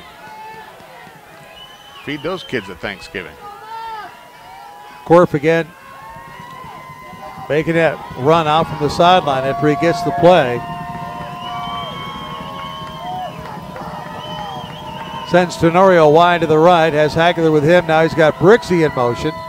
Korf going back to pass, looking, now throws back against the grain. This is to Garrett Young, and Young is stopped at about the 48-yard line, a yard shy of a 1st down. Great play by the cornerback that time for Mountain View, number 11 on the play.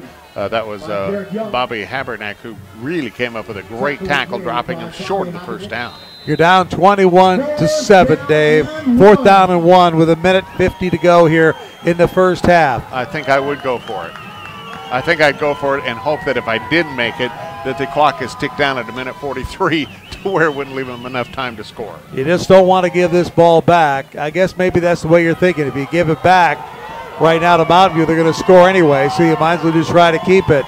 Let's see what they do on 4th and 1 from the 49-yard line. They got to get in midfield to Hammond to Hagler. Hagler breaks the tackle and powers his way inside the 40 down to the 37, and we've got equipment flying all over the place. Okay, now that's the running that a kid the size of Hagler should do. It's the kind of thing that when you tackle him, you pay a price. So 1st down and 10 for Capital. And now they've got to watch the clock because it's down to 1:18, and they run a slow clock, if you know what I'm saying. They've got to hurry up their offense now a little bit or take some timeouts. Korf rolling to his right, pulls up from passing, now gets to the sideline, throws it underneath, incomplete. That'll stop the clock at 1:03 to go. 63 seconds left in the half, and it's going to be 2nd down and 10. Yeah, that one just went right in and out of the hands of Jesse Healy, and he really should have caught it. It hit him right in the hands. Good job, though, by that Mountain View defense to just kind of stretch it out. And Korf finally had to throw it because he had no more room. He was out of real estate. In fact, he ran into one of his own offensive linemen out there trying to block for him. But they got a chance to breathe, but the clock stopped right now at 1:03. So 3 wide receivers go to the right. Amongst them is Sam Brixey, 2 to the near side. So 5 receivers in the pattern. Send a man in motion. Healy, fake to him. Here comes some pressure and a sack back at the 48-yard line. How about that? Yeah, that was just a blown blocking assignment that time by that right-hand side, allowing Colton Sisler to get in there. Big senior, 6'2", 305 pounds, getting in there, making that tackle. So it's 3rd and forever. It's 3rd and about 22. As this defense of Mountain View now is all of a sudden come to life. Really putting the pressure on Korf. Korf steps up in the pocket, running away. They have him by the shirt collar. He gets the pass off, but it's incomplete, and it's going to be 4th down and long. Yeah, that was a prayer he threw up there that time off to the sideline. He's lucky he didn't get that one picked off because he had no idea where he was throwing. Yeah, Zickafuss was the closest player there, his own receiver, but like you say, Dave, lucky that he didn't get picked off. He was going down, and they're going to punt it away with 20 seconds to go. Or at least I think they're going to punt it away. Maybe not. Well, it's 4th and 20. I think I would, but they got Hagler in there. They've got an offensive formation in there that doesn't look like they punt. Now Korf can kick it, and he may back it up. Now he does. So now he's going to back it up 8 yards, going to a punt formation. It'll be a quick kick, and he kicks it away from Bell, which is a good move. Hits at the 12. Bell lets it bounce inside the 5 down to the 1-yard line, and it's stopped right there at the 1-yard line. Bad decision by Bell. He should have fell on it, left a little bit of room because right now there's just not much room. Well, think of it is with so little time left, 9 seconds, he probably figured, okay, either way, we're just going to take a knee. Although now if they take a knee, it'll be a safety. That's how close they are. You're going to have to go ahead and run it in. Yeah, you're going to have to do something because you're right. It'll be a safety at this point. They've got him pinned right down there, but with 9 seconds to go, really all Robic has to do is just try to come up under center. But you know what? He doesn't do that very often. No, he doesn't. But, it's kind of dangerous to sit back there in that shotgun at this point. But I just get under center and just push it forward. That's exactly what he's going to do, and he just takes it and pushes it forward a couple of yards. In fact, he gets it across the 5. Yep. No. Let's see what they say. His knee is down at the 3-yard line. Looked like he got across the 5. At 5 seconds and ticking, that's going to be the end that of the should half. be it. So down to nothing, and that's going to do it. So that's the end of the first half, and I'll tell you what, Capital dominated the early part of this game and took a 7-0 lead, and offensively it looked like they were going to be unstoppable tonight. And then all of a sudden that Mountain View defense got together and then 21 points put on the board here, unanswered points by Mountain View. So at halftime, it's Mountain View 21 and Capital 7 here at Mountain View High School. We'll take a 2-minute timeout. We'll be back with halftime after this on Sports Radio 630 The Fan. You see a doctor when you don't feel well. When you have a foot or ankle injury, you should see a specialist. At Foot and Ankle Medical Center, Dr. Burke and Dr. Martin specialize in all things below the knee. Sprains, breaks, wounds, even old sports injuries. Foot and Ankle Medical Center has offices in Nampa, Emmett, Mountain Home, and Fruitland. So no matter what end of the valley you're on, there's an office nearby. And you don't need a referral. Foot and Ankle Medical Center. Specialists in everything below the knee. Online, footandanklemedicalcenter.com. Mountain West Bank is proud to sponsor these broadcasts of Treasure Valley High School football. All right, so Eagles out of it's Highland. Free checking, competitive rates on loans, and other community efforts. It's how we try to make every community we're part of a little better. Have you seen a score in Rocky and we try to make every one of our branches they had it in there, place they where mentioned you it. love to bank. Thank you. Oh, and one more thing. Rocky Mountain 49, Lewiston nothing. Member FDIC equal housing lender. First half. Hi, this is Aaron from the Battery Exchange. So Rocky, For years now, you've heard me next say we have the best prices in town, and that will beat anybody's price by 5%. You've also heard me say that all the batteries in the United States are exactly the same and made by one manufacturer. We are the Battery Exchange. We have batteries with all the power at half the price. And if you haven't checked us out, you're simply just paying too much for batteries. With the cold weather on the way, is a dead battery going to leave you stranded somewhere? Not sure about your battery? Come and see us. We'll check it for free for you. If you do need a new battery, don't waste your time and money. We'll have you back at full power and on your way in no time. You can find the Battery Exchange on Overland in Boise by Rocky's Diner, on Fairview and Meridian across from Sonic, and on the Caldwell Boulevard by D&B Supply. This is Aaron from the Battery Exchange. You've heard me say it before. When you need a battery, think the Battery Exchange.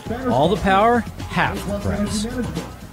Your station for Treasure Valley High School football is Sports Radio 630, The Fan. Welcome back on a Friday night, 5A football playoff night, actually playoff football night across Idaho and quarterfinal action. And we are here at Mountain View High School, the home of the #1 team in the state right now, 9-0, and they're trying to make it 10-0 as they lead Capital at halftime, 21-7. Wayne DeZubak along with Dave Burnett. And Dave, things are starting now to kind of shape up a little bit as we see. Highland has beaten the Eagle Mustangs by a score of 29-27 over at Holt Arena in Pocatello, which means that Highland will play the winner now of the Rocky Mountain and Lewiston game. And nearing halftime there, it's 49-0 in favor of Rocky Mountain. So I'm thinking Rocky's on a way to a victory there. So it should be Rocky and Highland next week in a semifinal game here in the Treasure Valley at Rocky Mountain High School. Which for Rocky, and they've taken that trip over there before. A couple of years ago, they took that trip over there. If you remember, their quarterback got hurt, and it just turned into a long night for them over there at Highland High School. So I'm sure they would be more than happy to have them back here. Lewiston, they made a long trip down to put no points on the board so far. But, again, that's at the half, so we'll see what happens. Yeah, it's not over, but it's 49-0, and so it's not looking really good for Lewiston. So if that holds up, Rocky Mountain would host Highland next week in a semifinal game. And, of course, right now at halftime here, it's 21-7 in favor of the Mavericks, #1 in the state, undefeated in 5A at 9-0, leading Capital 21-7 right here at halftime. And the problem is that the Mavericks here, if they win this game and go on to win it, and that's still, still up for grabs. Yep. But if they go on to win it, they've got to travel no matter what happens. They're on the road next week. They'll have to play the winner of the Madison Coeur d'Alene game, which is taking place tonight up in Coeur d'Alene. Yeah, being the number one team in the state, I think the only unbeaten team in 5A, aren't they? And you've got to travel. That just, for some reason, that makes no sense to me. But, I guess they know better than I do when it comes to the Well, on the other hand, it kind of does make sense. It's just the way it works out sometimes. I don't know. I agree with you. It doesn't make any sense. Yeah. But I've seen crazier things, and you wonder. You just can't figure out the why or how come they would have to travel. Wouldn't they have home field advantage all the way through? But that's not the case. A lot of it has to do with the politics of traveling. Yeah, and from here on out, the Mavericks will have to travel unless they win and face Rocky in the championship game. Then they'd stay home here in the capital Right, city. and that's the only way that there would be if we had two Treasure Valley teams involved in the championship. So if Rocky and Mountain View were to get to the championship game, that would be played, and I think right now it would be played on a Saturday at Donald Larson Park because Boise State plays the Friday night before the championship games are, that night that they are normally scheduled to play. That's just a couple of weeks away, I think. Yeah, so just a couple weeks away, and they play on a Friday night. Yep, so there's 2 more weeks of high school football, but I do want to remind you that we will not be done. The Saturday after Thanksgiving, we have the Shriners All-Star Game, both the 8-man and the 11-man games. We'll do that on the Saturday after Thanksgiving. I think it's because the Broncos play on Friday. Yeah, So that's another one of those Friday things where all the high school has to be moved to Saturday. But still, a fun time. You and I had a chance to call that. We're honored by the Alcora Shriners to be their station and broadcast those games. We had a chance to do. It was the first time I had ever called an 8-man game. It's the first time I'd ever seen one. And it was and that's the thing. First time I've ever seen one. And it was just really a different game. It's wide open. It's a lot more like arena football. It is just kind of wide open, and they go for it. So kind of exciting to watch that, and a little bit different. But it was good to see some of the best players in the state. And then, of course, after that was the 11-man game. And we've seen a number of guys that were playing in that game now have moved on to Division I college football. We have one kid that was playing for, I want to say it was like Counselors. It wasn't Counsel, but it was one of those schools who now is playing for the Boise State Broncos. We also saw in that game the kid from Highland who now is over at Notre Dame. So got to see some quality talent in that game. Well, and it's all for a great cause. It's for the the Shriners Children's Hospitals around the country, and they raise that money. And last year it was kind of great because it was a nice day. I mean, we had some cold days going into it, but we had a nice day, and it was jam-packed out there. Yep, the sun was shining and people in shirt sleeves out there. So it really was a great day. So we'll see if we're that fortunate again. But to kind of circle that date on your calendar, if you are a high school football fan, it's worth coming out to watch and to watch these kids as the best in the state gather. That'll be the Saturday after Thanksgiving. All right, November 28th is the date. Shriners All-Star Football doubleheader that we'll bring you right here on 630 The Fan. It's halftime here at Mountain View High School. Again, our score, Mountain View 21, Capital 7. We'll take a 2-minute break. The band's kind of getting all riled up down there.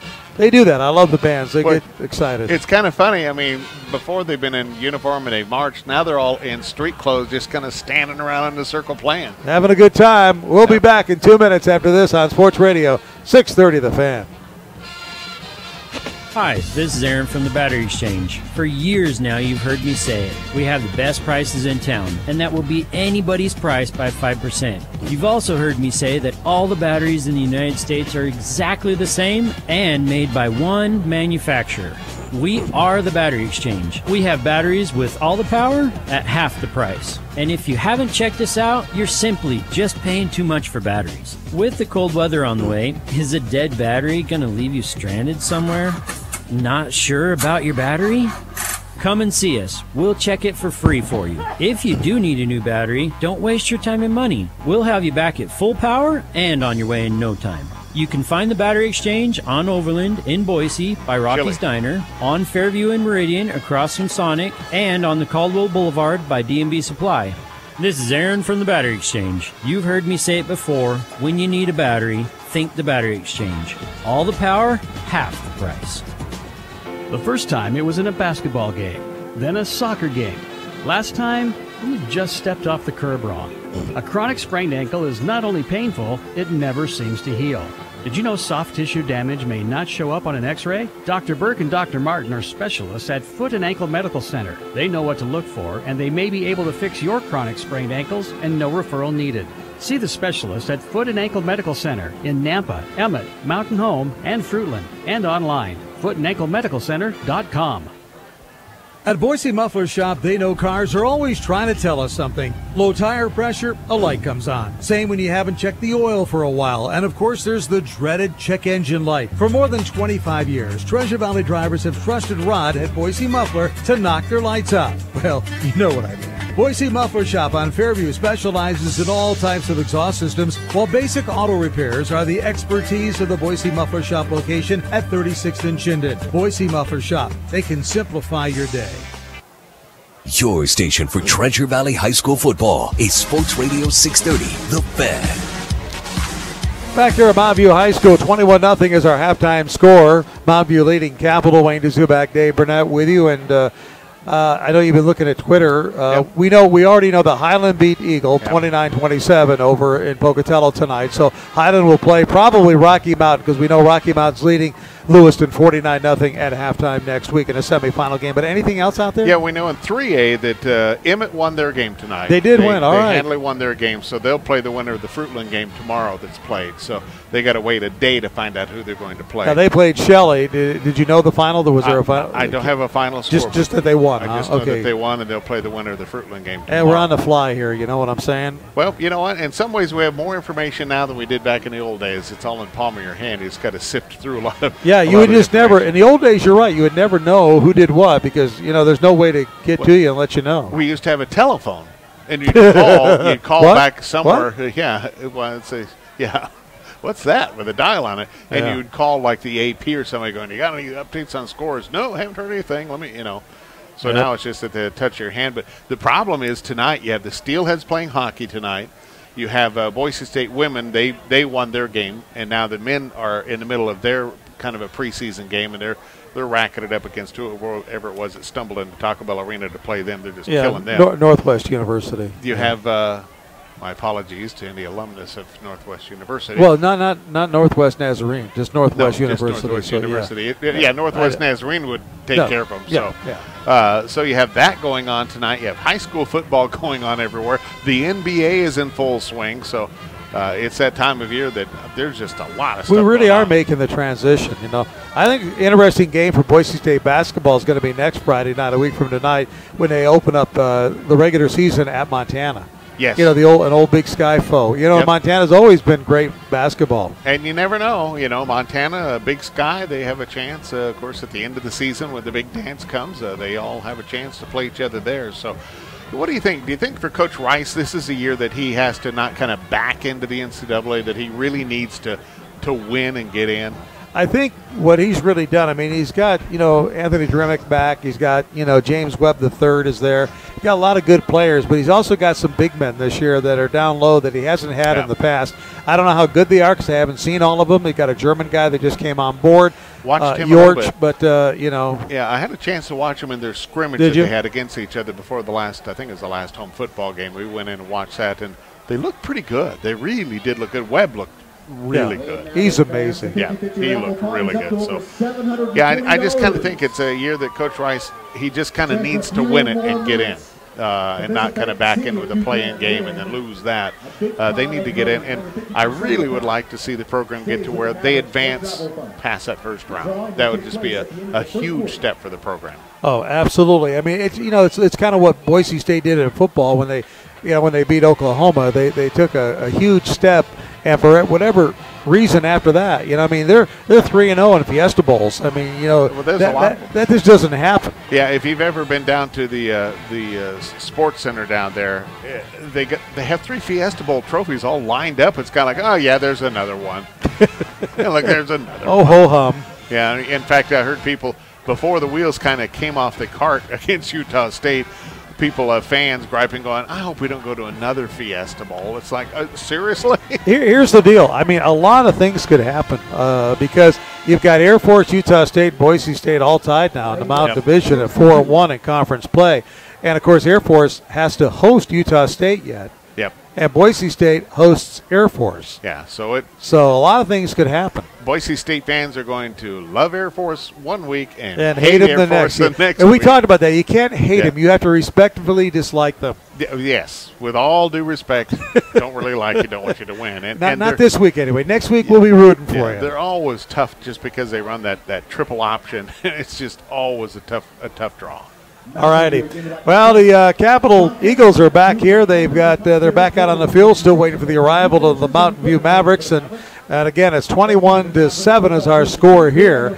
And I don't know, anything you see different? I mean, what can Capital do? That defense has been so strong for Mountain View. You got to wonder what Capital can do a little differently here. Well, I think if I was a coach, Capital needs to come out. That offensive line needs to catch on fire. That's a big part of it because they have not been hitting the Mountain View line very hard at all. We saw a little bit of it towards the last, and then the running backs, Micah and those guys, they have to they have got to pound the line hard and punish them just to establish that run, to open up the pass. Until they do that, it's not going to work.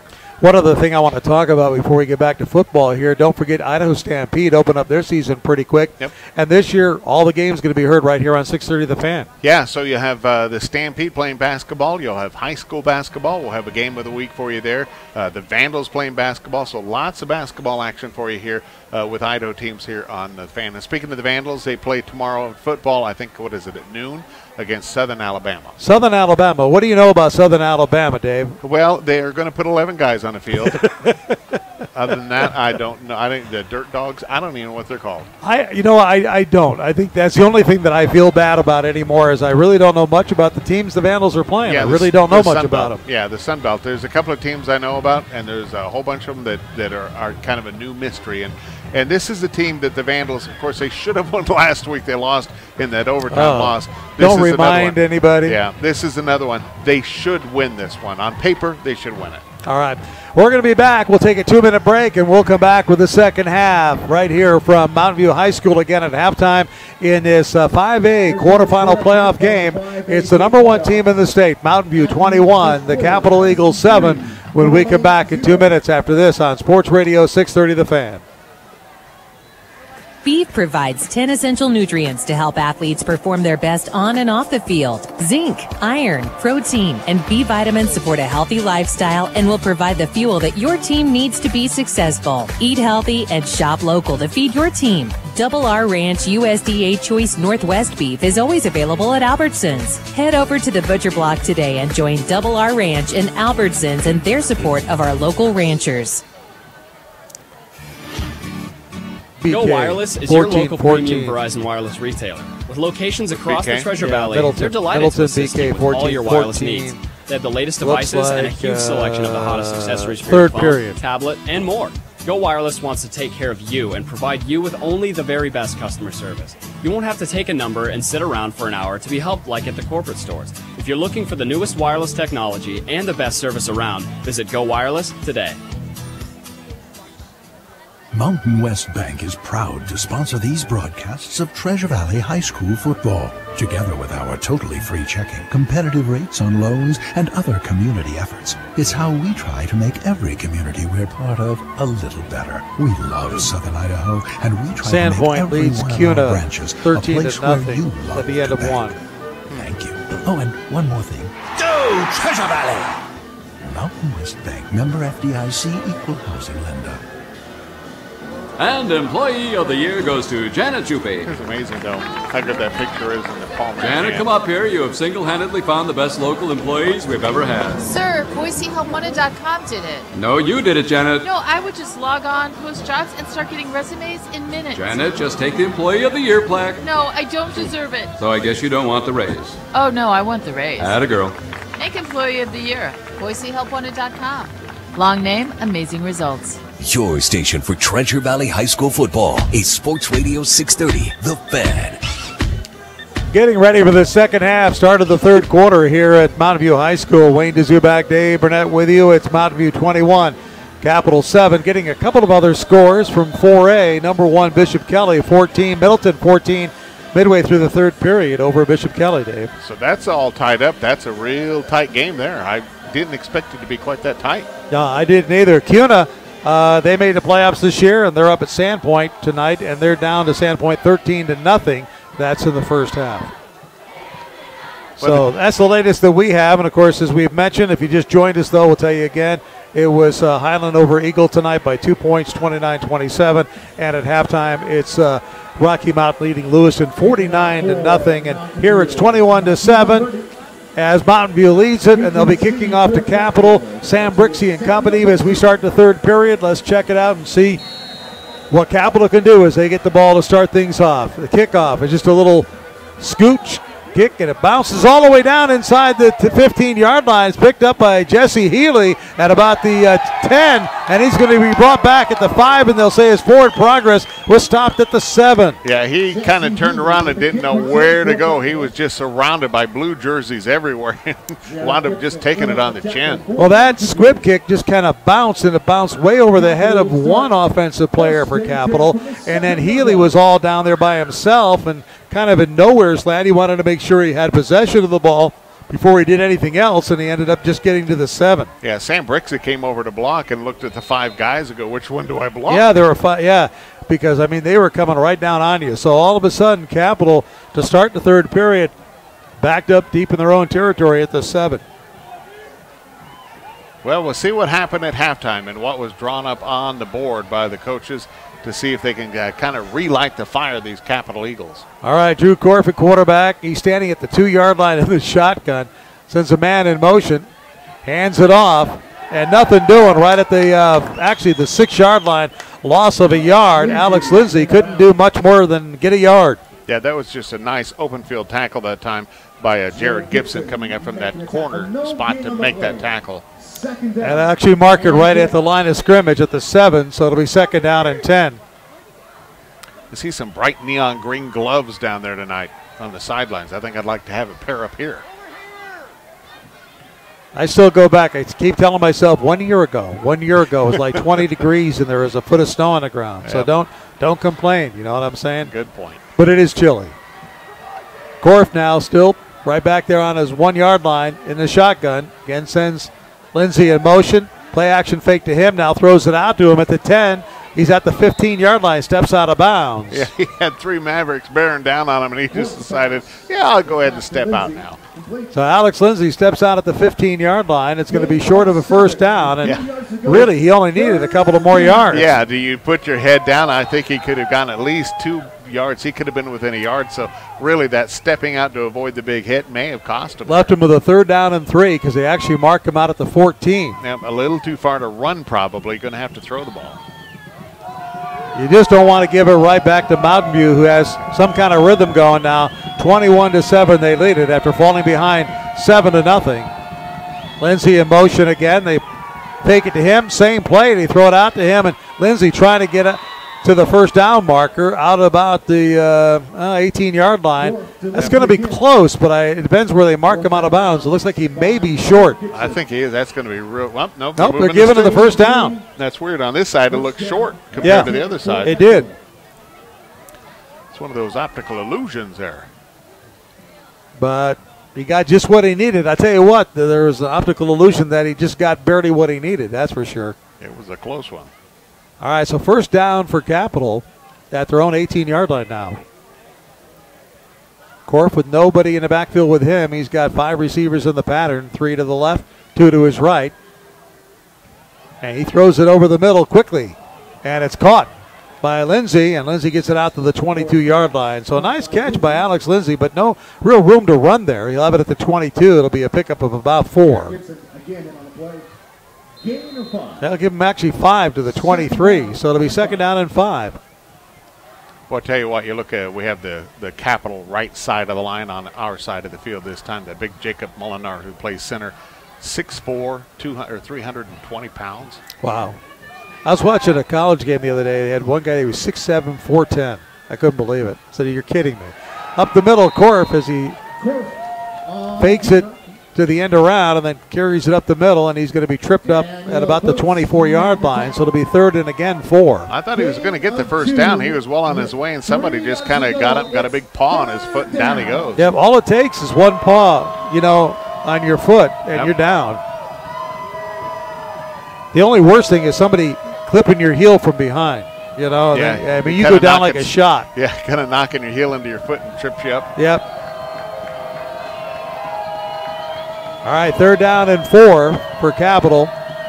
Corf sends a man in motion. That's Brixey. Hands it off to Hagler up the middle. Hagler spins and gets to the 30 and gets the first down. And Hagler's spin was what did the trick and got him the first. Hagler is young. He's a junior, but kind of plays a little bit younger than a junior. There's times where he is playing like an 8th grader and other times where he's playing like a college kid. That play, very mature and just punish the defensive line. And 10 from the 30-yard line. So this started at the 7-yard line, and they've gone 23 yards is all, but it's been an exciting 23 yards. They've had to make some big 3rd down plays.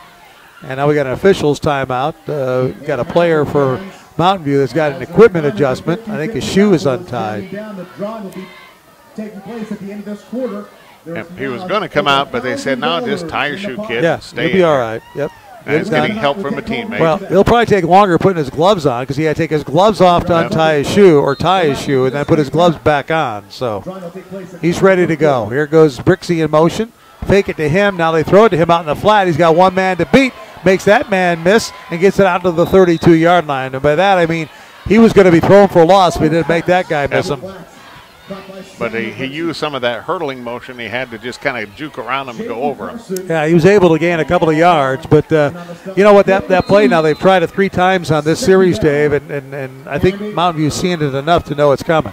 Yeah, I mean, you know, that play should get you a little more than that. Just getting, 3 yards out of it's not going to make the game.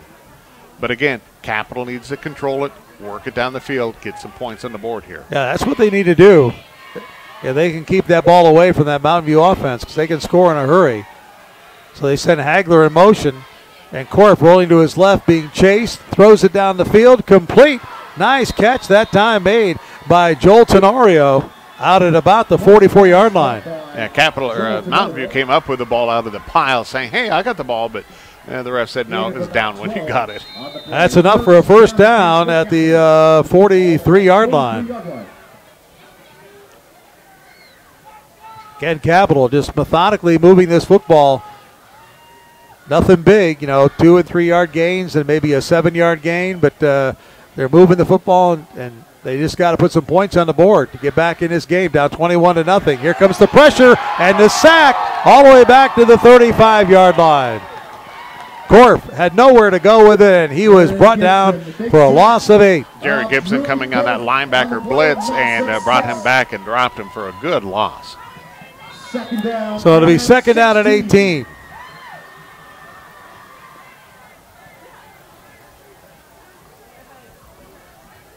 Again, Corf always over the sideline, hanging out with head coach Todd Simmons, talking to him about what to do. Now he's back in with the huddle. They'll break that huddle. They get a 35-second play clock, and believe me, they take every second of it. Man in motion, Lindsay.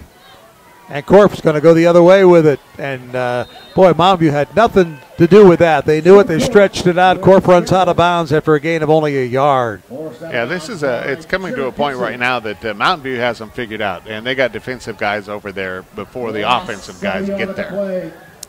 3rd down coming up here for Capital now.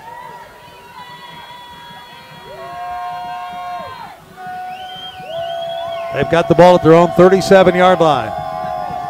Corf with Hagler to his right in the shotgun.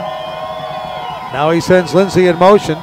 Fakes it to him. Now they give it to Brixey. Brixey throws back to Corf on the quarterback pass. There's a flag down, and Corf's caught the ball, and he's out of bounds at about the 44-yard line, which would be short of a first down, but let's check the laundry. I think you're probably going to see an illegal receiver downfield. That's going to be my guess. Mountain View defensive players are clapping as if it's against Capital. It wouldn't have been the first down. It still would have been about a 4th down and 8. But it looks like it's going to be worse than that. Maybe 3rd down again. So let's say they may decline this because it would be 4th down and 8. So they're going to decline the penalty. Illegal receiver downfield is declined. So they'll let the play stand. The pass to Corf ends up being a completion. but it's going to be 4th down and actually 10 is where they marked him out of bounds. Yeah, one of those big old linemen got excited, got down the field a little too early, wanted a piece of the action. Got the penalty flag thrown on him. So 4th down and 10 from the 44-yard line.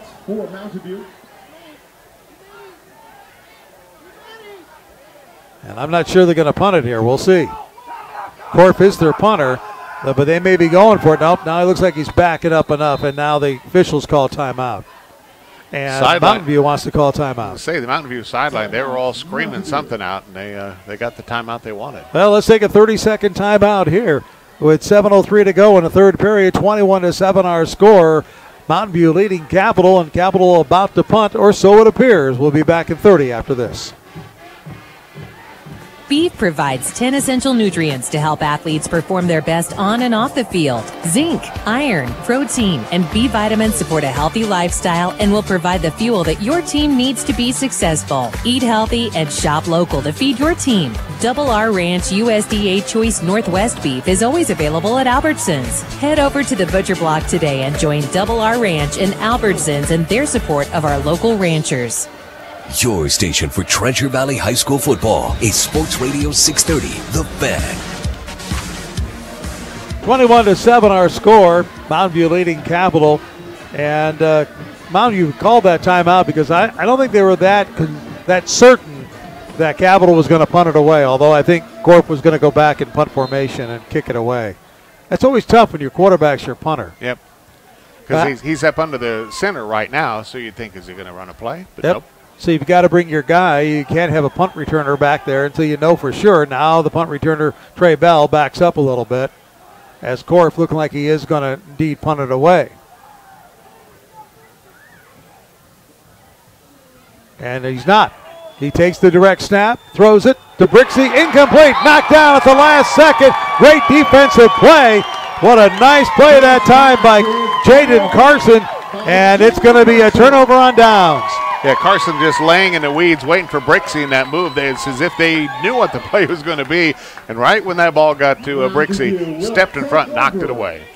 So that's going to give Mountain View the ball in Capital territory at the 43-yard line. 1st down and 10. Up 21-7. 21 unanswered points after going down 7-0. And it's been all Mountain View since then. But Capital's come back. We saw it happen twice last week. They were down by 14, came back. Trey Bell has it going around the left side on the end around sweep. He's down the sidelines, 30, 20, cuts back, 10, 5, touchdown. Trey Bell, 43-yard touchdown. And boy, I'll tell you what, Mountain View's got it going right now. And there is a defender down for Capital. It looks like it could be Patrick Corum. But a 43-yard touchdown run, end around by Trey Bell. I think it is Patrick Corum who's down. Officials timeout, and now, wait a minute. Maybe there was a flag down I didn't see. They're walking it back. I don't see the flag anywhere, but they are walking it back, so hold on. It's right there on the sideline at the 35-yard line. Okay, I still don't see it. Yeah, it's in his hand right now. Okay, I got you. Yep. So they're going to bring it back. It's going to be against, obviously, holding or a block in the back. Yeah, it was a blocking penalty, and when they came around, I thought they were holding as he came around that end there, but I didn't see a flag go down, so I assumed it wasn't.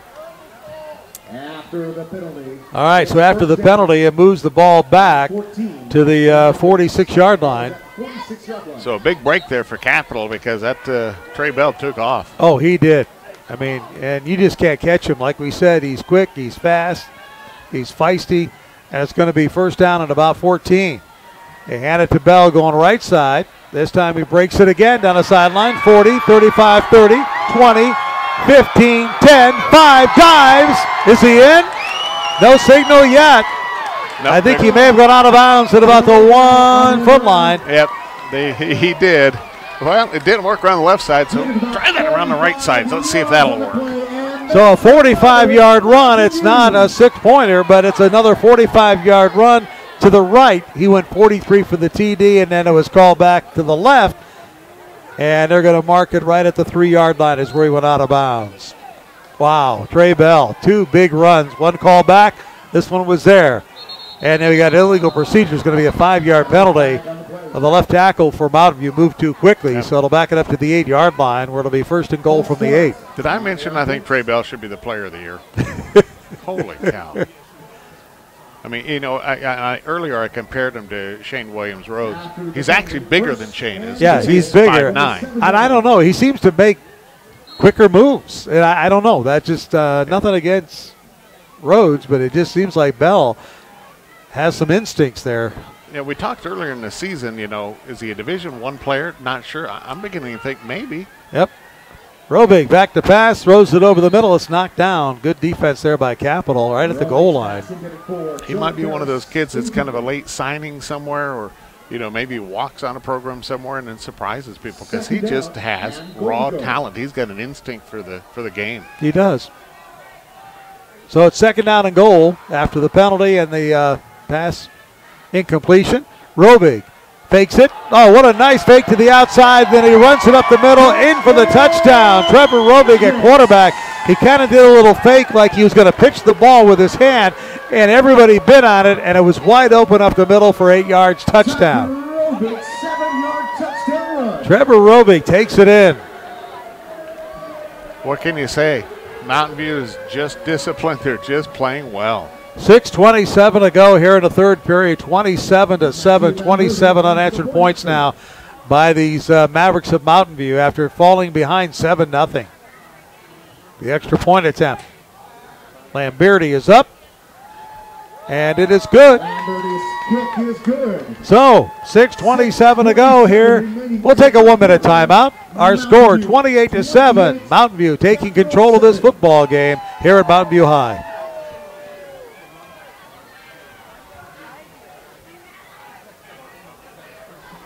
Mountain West Bank is proud to sponsor these broadcasts of Treasure Valley High School football. We catch you sleeping. Our totally free checking, competitive rates on I guess loans, so. and other community efforts. It's how we try to make every community we're part of a little better. We love Southern Idaho, and we try to make every one of our branches a place where you love to bank.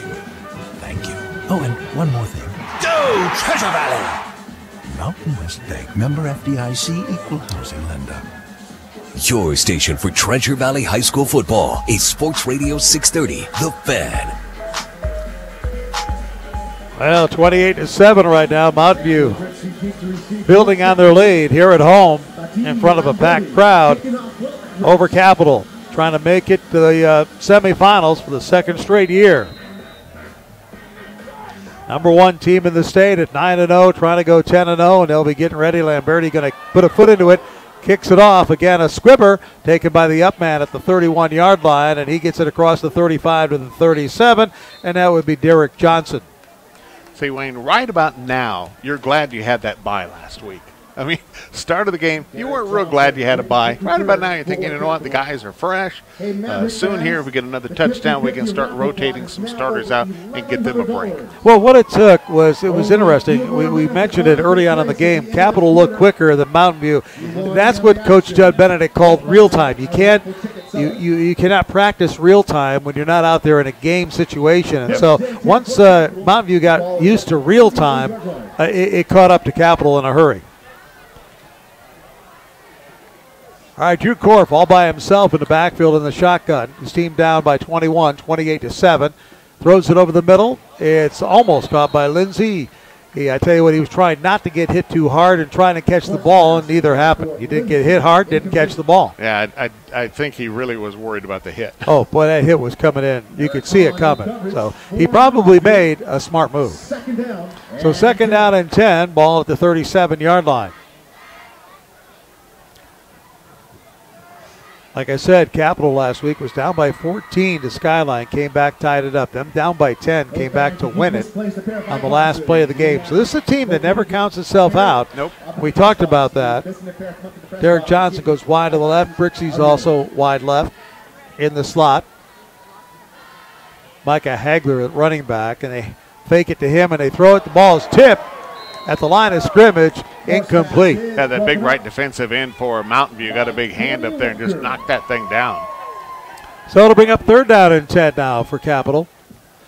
Again, if you haven't been following the games tonight, Rocky Mountain over at Rocky Mountain just up the road was leading Lewiston 49-0 at halftime. Highland knocked off Eagle tonight in Pocatello 29-27. So Highland will probably play Rocky Mountain at Rocky Mountain High next week. That's a game we'll try to bring you, if we can, to get that arranged with the athletic director. Otherwise, we'll take a look at one of the other games. But that's a game we'll intend to broadcast next week. If it holds up that way. We know Highland's in it. Will it be Rocky? It looks like it at halftime. Corp to the 40, 45, and hit at the 46-yard line, where he's very close to a first down. It'll depend, and it looks like they're going to mark him just shy at the 46, so he'll be about a yard shy. Yeah, it's on the far side of the field, but I felt they kind of shorted him just a bit. Of 9. So it'll be 4th down and 1. And at this point, you got to go for it, I think. I mean, you got nothing to gain. No, you're just going to give Mountain View a little bit shorter field, and it doesn't take long for that field to shrink on them anyway.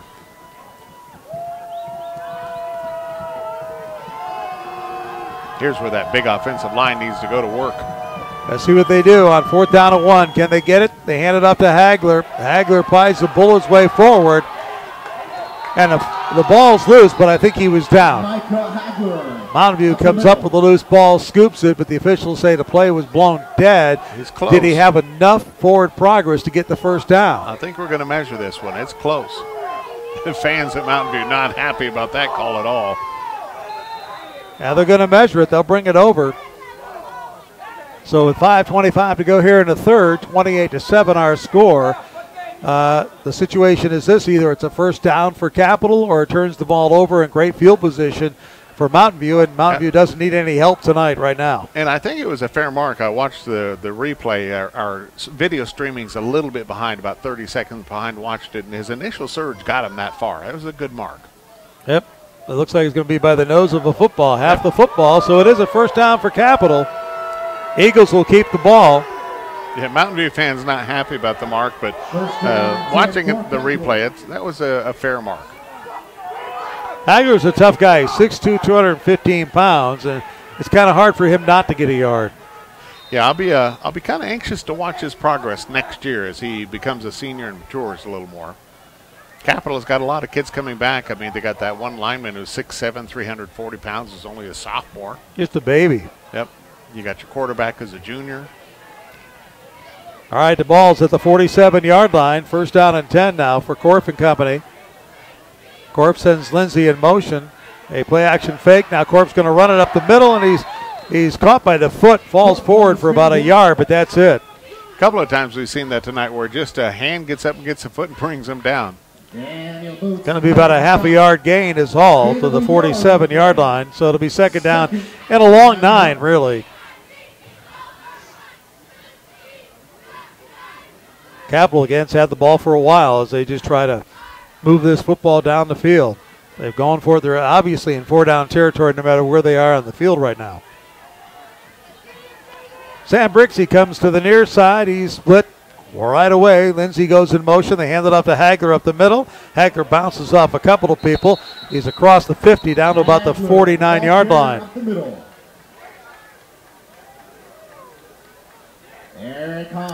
So it's going to be third down and 7. Yeah, see, I always kind of gauge a play like that when you watch it. Hagler's down on the ground with about 3 Mountain View guys on him, and all the offensive linemen are standing up behind you, helping you up. That's not where you want them to be. You want them to be on the ground in front of you. That's a sign that they're not getting the blocks off. All right, third down and 7. As like we said, Capital now in 4-down territory everywhere.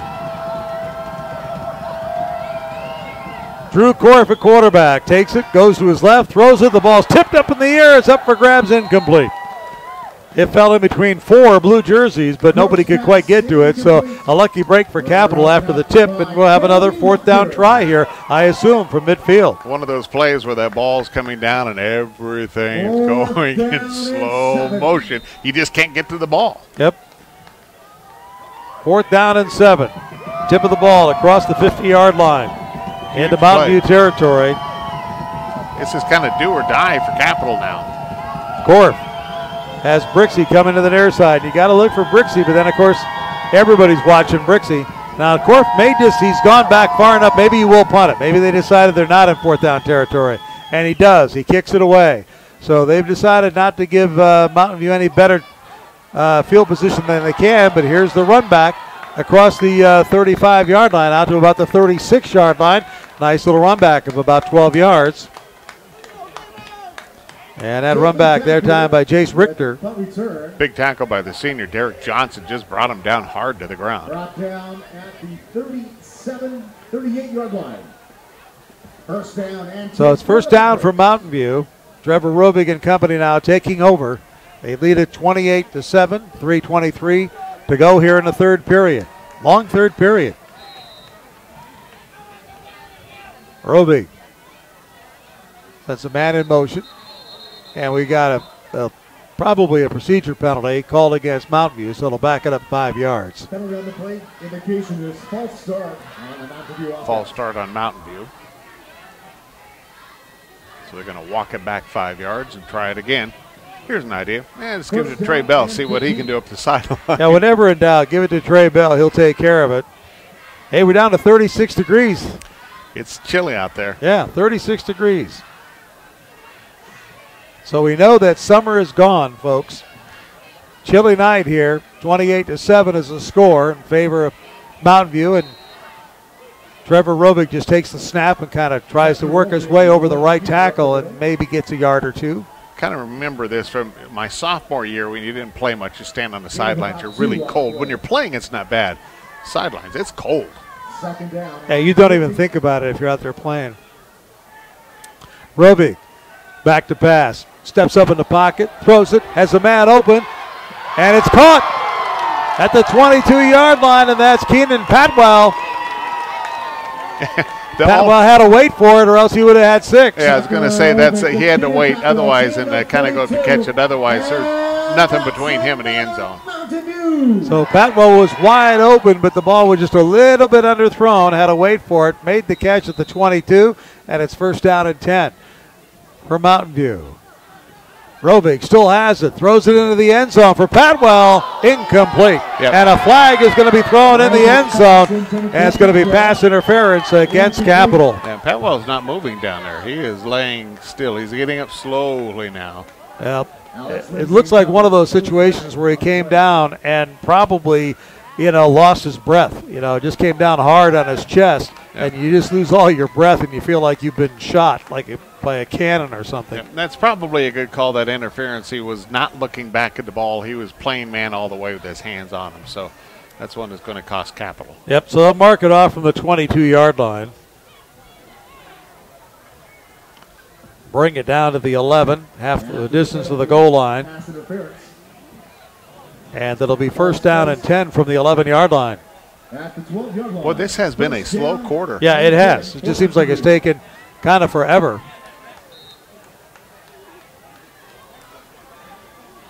Rovig steps in at quarterback. Hands it off, up the middle. And working his way all the way down inside the 5-yard line, down to about the 3-yard line. Once again, that's Cole Franklin this time. Cole Franklin in the ball game for Trey Bell. Bell's in there now. He has the ball up the middle, and they're trying to grab him by the shirt tail, but did he cross the goal line? He did. They had him by the shirt tail, but he still got in, and now we got flags flying after the fact. Yeah, I think we got a little push and shoving, a little bit of frustration coming out on Capital side right now. But a nice touchdown run from 5 yards out by Trey Bell. That's when you need those old breakaway jerseys. They don't have them anymore. I don't know if they're illegal or not, but you never see them anywhere. No, I remember when I was covering Nebraska, they had them, and they kind of put them in some dye or some acid type stuff. And those shirts, you could barely get them on without ripping them off. Brittle. Yeah, they're just brittle. No call yet. Probably unsportsmanlike conduct. A few words exchanged, pleasantries. But it is a touchdown. That's going to stand as he broke the plane, as everybody had him by the shirt tail. And it's 34-7 in favor of Mountain View. So this is just going to slow this quarter down even more. Touchdown is good. Touchdown does count. Fans happy about that. Oh, so, it's on the offense. Yeah, offensive, so it's going to back up the try for extra point, I would think. Or maybe they'll enforce it on the kickoff. I think they will because it's lined up. It's lined up normal, yeah. So Lamberti will try for the extra point to make it 35-7. And here's the snap. And the kick is up. Looks good, and it is good. Lamberti's kick is good. 2:17 to go here in the third period, and our score now, Mountain View 35, Capital 7. We'll be back in 30 seconds after this on Sports Radio 630 The Fan. Hey Treasure Valley, Steve's Hometown Toyota in Ontario is all about the hometown game. Steve is a proud sponsor of high school sports and student athletes, and Steve wants to be your hometown dealer. Steve's Hometown Toyota is the Valley's only 13-time Toyota President's Award winner for customer satisfaction, and they promise the short drive to Ontario will be worth big savings. Dare to compare and discover the Steve's Hometown Toyota difference. The hometown dealer supporting the hometown game. That's Steve's Hometown Toyota in Ontario. Your station for Treasure Valley High School football is Sports Radio 630, The Fan. Well, it's 35-7. Mountain View over Capital with 2:70 to go here in the third period. And I myself kind of looking for other scores around the valley. And I'm not seeing too much right now. Coeur d'Alene leads Madison 6-3. That's a score that I just heard over the PA. So that game is up in Coeur d'Alene. We know Rocky Mountain had a 49-point lead at halftime over Lewiston. And we know that Highland has moved into the semifinals with a 29-27 win over Eagle. That game over at Holt Arena. Highland will be probably at Rocky Mountain next week. And Dave, as you said, that's a game that we will attempt to broadcast next week. That's the game that we will eyeball. And so they will mark off the penalty on the kickoff. So they're going to be kicking off Mountain View is from their own 25-yard line. So let's see if he kicks it this time to Brixey. And with a 35-7 lead, why not? Let's see if Brixey can do anything with it. And this time they do. And Brixey takes it at the 20-yard line. 25, 30, cuts to his right. Running out of real estate at the 34-yard line. He goes out of bounds. You know, it's funny. I always hated being on the kickoff return team. I just hated it. But for some reason, I was on that team. But as an adult watching now, it's like, put a hat on somebody. Get a block. And I remember coaches always saying, just get a block on somebody. It's like, well, if you just get a block, you might spring somebody loose. Yep. All right, here comes that big offensive line for Capital. But right now, that defensive front for Mountain View has really been controlling the play of the game here tonight. Drew Korf. He has got running backs on both sides of him. Pitches it out to Hagler. He fumbles the football. It's up for grabs, and I think Mountain View has come up with it. They have. Hagler fumbled it. Wow. Mountain View comes up with it just like that. Mountain View has the ball inside the 35-yard line. Ball was kind of spinning into Hagler's hands. It wasn't a nice, clean pitch. It was kind of spinning into his hands, and he never got a handle on that one. Well, remember, it's 36 degrees out there, so the ball's probably a little bit hard. Yep. And it hits you like a brick, and that's kind of what happened. It fell, and there's a defender right there. Plus, Hagler was watching that defender who eventually recovered the football. And at the 34-yard line, that is where Mountain View will have the football. And if I know Mountain View, they'll go for it right now. Yeah, they won't wait. Cole Franklin in there at running back. They had Trey Bell, in motion. They hand it to Bell. Bell trying to get around the. Nope, it was kept. Nice fake that time by Rovig. Rovig faked it to Bell. I was watching Bell all the way, and it's like he didn't have the ball. No, he carried it up the middle to about the 32-yard line. So it was only a gain of 2, but it was a heck of a nice fake. Rovig back to pass. Now he's looking for all of it. Throws it into the end zone. Double coverage there. It's going to be intercepted, I believe, in the end zone by Lindsay. Rovig's pass is intercepted. Alex Lindsay, I think, came up with it. So Capital can at least get a little bit of celebration there and that they got a turnover. By the way, earlier game, Homedale shut out Parma 28-0. That means they'll face the winner of the Gooding-Fremont game that takes place Let's see, that'll be next week. They'll be playing that game. Okay. So Homedale is a victor. First and 10 for Capital at the 20-yard line. So Capital will take over at the 20-yard line after the interception by Alex Lindsay in the end zone. And you knew Mountview was going to go for it. Oh, yeah. We've got 1:39 to go here in the third period, 35-7. Mountain View, the number one team in the state, undefeated, had a bye last week, leads it. They fake it to Brixey, and Drew Korf takes it right up the middle. He only gets a couple of yards. It'll be 2nd down and 8 from the 22. In the trenches there, those big guys kind of getting a little feisty with each other right now. Second down and 8. A little bit of pushing and shoving going there. Boy, you know what? I tell you what, it's just the way things are shaping up. It really, I don't know what's going to happen because obviously Mountain View's got to go on the road next week no matter what, either to Madison or Coeur d'Alene. And that's always a tough trip to make. But really right now it's looking like Rocky and Mountain View are maybe the two best teams in the state right now. Maybe right back here for the state championship. Yeah, where we started off, we started off with that game. Yes, we did. And maybe it's going to be a repeat there. Handed off to Lindsay. Excuse me, that's not Lindsay. That's Kyle Larson around the right side, and he doesn't get a whole lot. Kyle Larson is the ball carrier. It's going to be 3rd down, and let's call it 6. Forced out of bounds by Eric Hahn. Right at about the 25-yard line now, at the 26-yard line. Well, if you're Capital, you're going to have to do a little something more than that to try to make up some points. You need to move that ball up the field quickly. And I think they've got to move the ball. This is a good strategy when they were in a 14-7 ball game. Yeah. Where you take your time, you try to have more possession time and whatnot. But now it's really kind of running down. Third period, kind of running out of time here.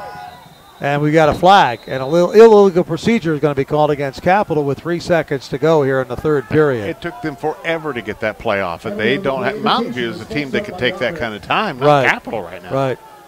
They have got to get these plays off at least half the time that they are. Well, with the way this Mountain View defense is playing, I don't think Capital, is going to have an opportunity here to catch up, to be honest with you. But you're right. Just you've got to move it up a little bit. And they'll start that clock.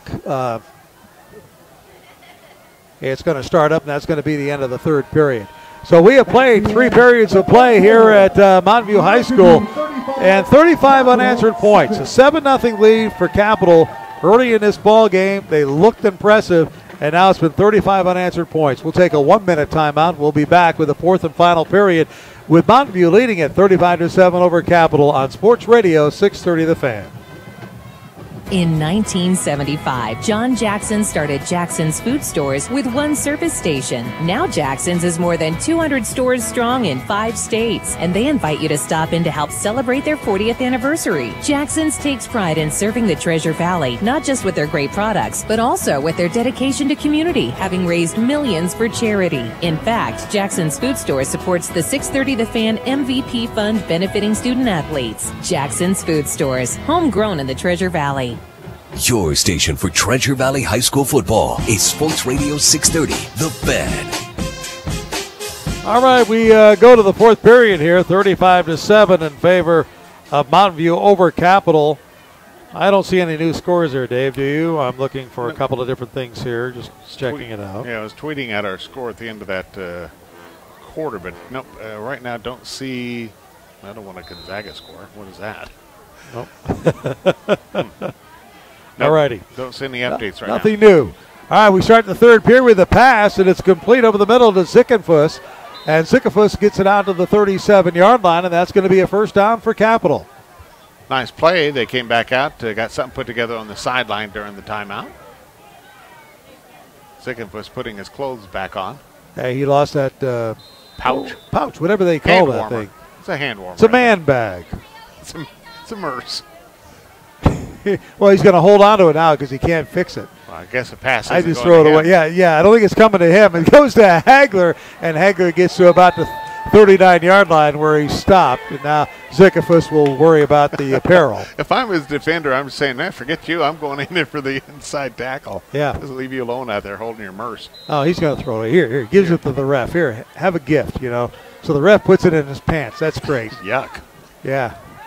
Pass it out because Sickifus is going to get it. He gets the pass and gets it out to the 44. See, he knew the ball was coming to him. He knew he had to get rid of that handbag. Yeah. Here, hold my handbag while I make this play. It's going to be 3rd down and 2. That's one of the funniest things I've seen this season. All right. 3rd down and 2 for Capital. They throw it to Sickifus again. He's got another first down. He's across midfield and fights his way to the 48-yard line. All right, Capital moving it up the way and stopping the clock in the process. Just quick pass to the outside, and right now that's what it's a little soft defense out there, so they're taking what Mountain View's giving them. And if you're going to give it on the side, that's an extra bonus, stopping the clock, and they're running the plays much quicker. Yeah, now they should have done this a little while earlier. Hagler up the middle, and Hagler got a flag way across the field. Way across the field, back on the far sideline. See, if you look right there, Wayne, there's 4 offensive linemen standing up there watching. That's just not good. Illegal procedure against Capital. That's going to back it up 5 yards. So it'll be 1st down and 15 and put it back into Capital territory, back at about the 47. The only lineman who was down on the ground grunting and pushing was number 72, big right tackle there. 1st and 15. We're in the 4th quarter. 35-7. Mountain View leading Capital. 1st down and 15. Mountain View came out here, showed the effects of a bye week. A little bit off, but then once they found their stride, boy, I tell you what, they've got it going. Man in motion. Rolling to the right, throw, and it's knocked down. No, it's complete to Brixey. I thought it was knocked down the ball, but Brixey catches it. Somehow it got through that defender. Yep. I thought I heard it get knocked down, but apparently not. Well, it changed course, the path completely. I don't think Brixey is who it was supposed to go. Okay, so he did tip it, and Brixey caught it. Kind of hard to follow on the far side like that, but it's going to be a pickup of about, let's say 4. It'll be 2nd down and 6. Ball just inside the 45-yard line of Mountain View. Sickifus comes to the near side along with Jesse Healy.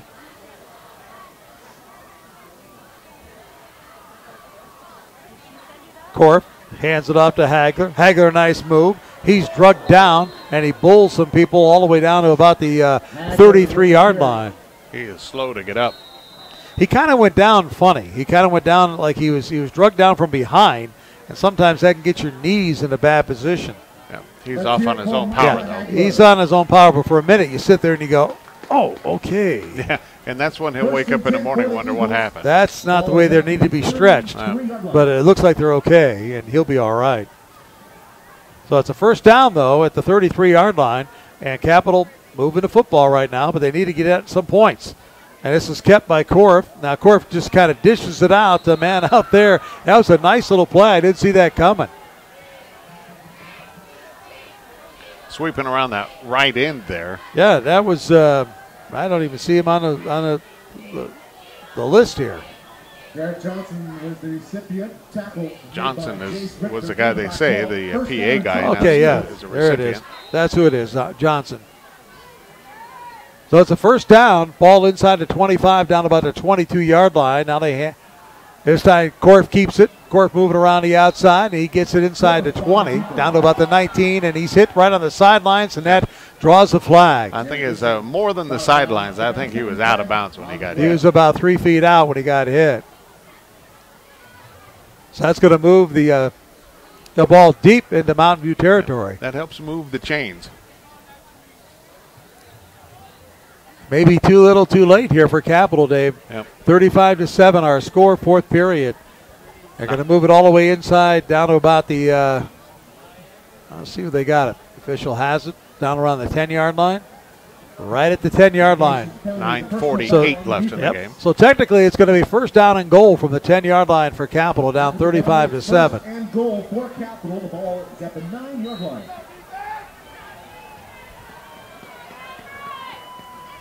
Korf in the shotgun.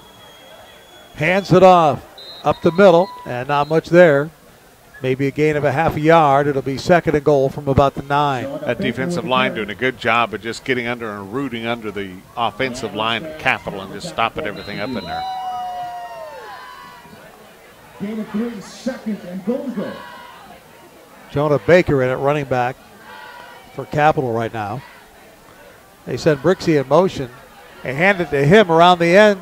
He's at the 10-yard line trying to cut it back, but he's got 4 dark jerseys. There's nowhere to go. He runs it out of bounds. Capital not able to seal that off as they went around the end there. The blockers just let guys go through like a sieve and had 4 guys out there to tackle him. So Brixey had nowhere to go, and they got it down to about the 8-yard line. So 2 plays have netted 1 yard. It's going to be 3rd down and goal from the 8-yard line.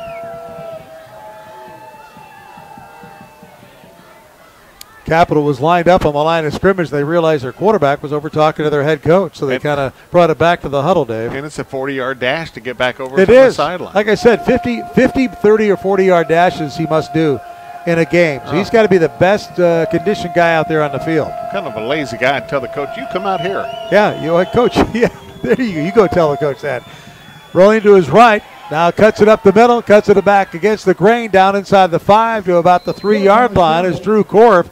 Nice little run. He made a lot out of nothing there. You know, and again, I'll go back to this again. I don't like that form where you have your quarterback. He just ran 40 yards over there, 40 yards back, and then just took the ball and had to run again. I don't like the fact that you tire your quarterback out that way. I don't like the offense called that way. You would think that there would be some kind of a signal that you could put in or something, but well, you use the Larry Gebert fathead signal. 9 minutes, and apparently timeout called on a 4th and goal to go. Let's take a 30-second timeout as well. 35-7, and when we come back, Capital will have a 4th and goal from the 4-yard line on Sports Radio 630 The Fan. Will take home $560. Go Wireless is your local premium Verizon wireless retailer. With locations across the Treasure Valley, they're delighted to assist you with all your wireless needs. They have the latest devices and a huge selection of the hottest accessories for your phone, tablet, and more. Go Wireless wants to take care of you and provide you with only the very best customer service. You won't have to take a number and sit around for an hour to be helped like at the corporate stores. If you're looking for the newest wireless technology and the best service around, visit Go Wireless today. Your station for Treasure Valley High School football is Sports Radio 630, The Fan. Back here at Mountain View High School, Wayne DeZubak, Dave Burnett with you. Our score 35-7 in favor of Mountain View as the #1 team in the state, looking pretty good right now. Yep, they're in the driver's seat, so right now the AD for Mountain View is probably trying to make plans for where he's got to travel to. A big thank you to everyone who participated in the 50-50 round. Right now it'll be 4th down and goal to go for Capital as they've got the ball on the 4-yard line. And they're going to go for it here on 4th down, obviously.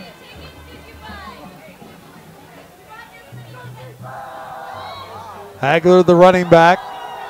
Korf, the quarterback, in shotgun. They send Healy in motion. They hand it off to Hagler, left side, and he bowls his way into the end zone for a touchdown. And there was no stopping him that time. So Micah Hagler scores from 4 yards out with 8:56 to go in regulation, and it's 35-13 in favor of Mountain View. But as you said before, Wayne, maybe a little too little, or, a little late, a little too little. What's the saying? A little too late. That's it. I'm tired and I'm cold. I'm a little late and a little too little. All right. Brett Ibsen, the extra point attempt is on the way, and we got a flag down right in the middle, I thought. Yep, another flag. So the kick was good. Let's see if it's against Mountain View. They'll decline that penalty. And it looks like it was against Mountain View, so the penalty is declined. And we will keep it here as we get ready for another kickoff here. 8:55 to go, 35, let's see. Well, they're still talking to Mountain View right now, and the Capital team is completely off the field. They're gone as if it was against Mountain View. The point was good, everything was good, so that's exactly what it's going to be. Personal foul. And okay, you get a personal foul on Mountain View. You push forward 15 yards. You think an onside you kick got to is go coming? for it. Yeah, absolutely. So the personal foul, which will be assessed on the kickoff now. So that's going to give really Capital great field position to kick off from. Yep. And not saying that maybe too little, too late, but it's you never know because they're going to kick off from the 45-yard line. of Mountain View. So you got nothing to lose. I mean, you got to go with the onside kick here and try to get the ball back. And who knows? I mean, it's 35-14 with 8:55 to go. You get the ball back, you score in a quick 1-2 strike or something like that, and next thing you know, it's 35-21, and you're back. You feel like you're back in this ball game. Anything could happen. So the onside kick's got to be coming here. Never say die. That's one thing I like about Capital. They never really say they're out of a game. So they're going to set it up.